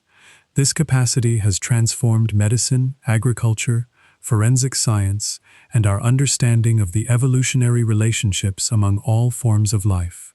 CRISPR, a gene editing tool adapted from a bacterial immune system, allows scientists to make precise changes to the DNA of almost any organism, opening new possibilities for treating genetic diseases, for studying gene function, and for modifying crops and livestock.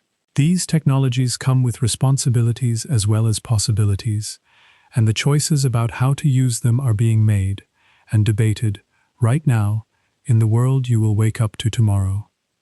All of this is not just abstract knowledge. It is happening inside you, right now, while you lie here in the dark. Skin cells are dividing, faithfully copying their DNA so that each new cell receives a complete set of instructions.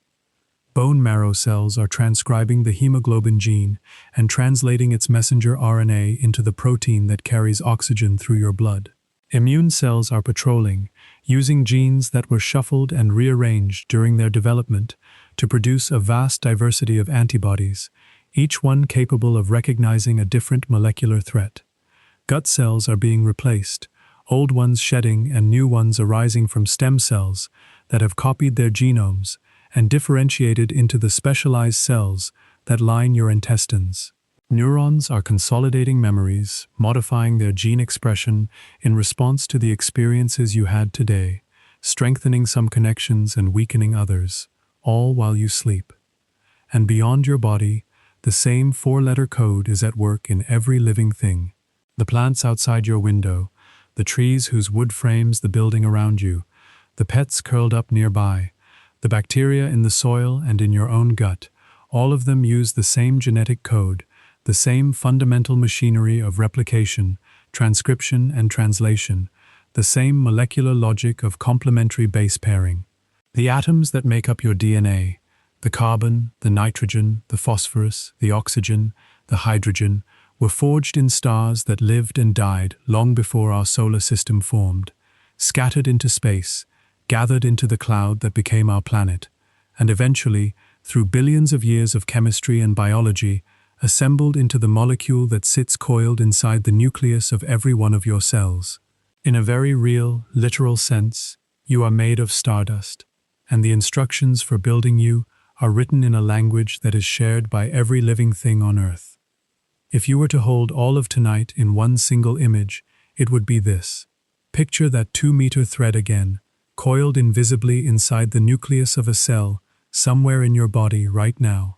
It is not a static object. It is closer to something like a vast, silent library, endlessly being consulted, sections of it constantly being unwound, read, copied into temporary working notes, and rewound again, over and over, millions of times a second across your whole body, all of it happening far below any threshold you could ever consciously feel. Every letter in that library, every A, every T, every G, every C, sits in a precise, specific order, an order shaped very gradually, across billions of years, by countless small copying errors, most of them harmless, some of them helpful, filtered patiently through the ordinary process of survival and reproduction, generation after generation, organism after organism, all the way back to whatever early RNA-based chemistry may have first sparked something we would recognize as life.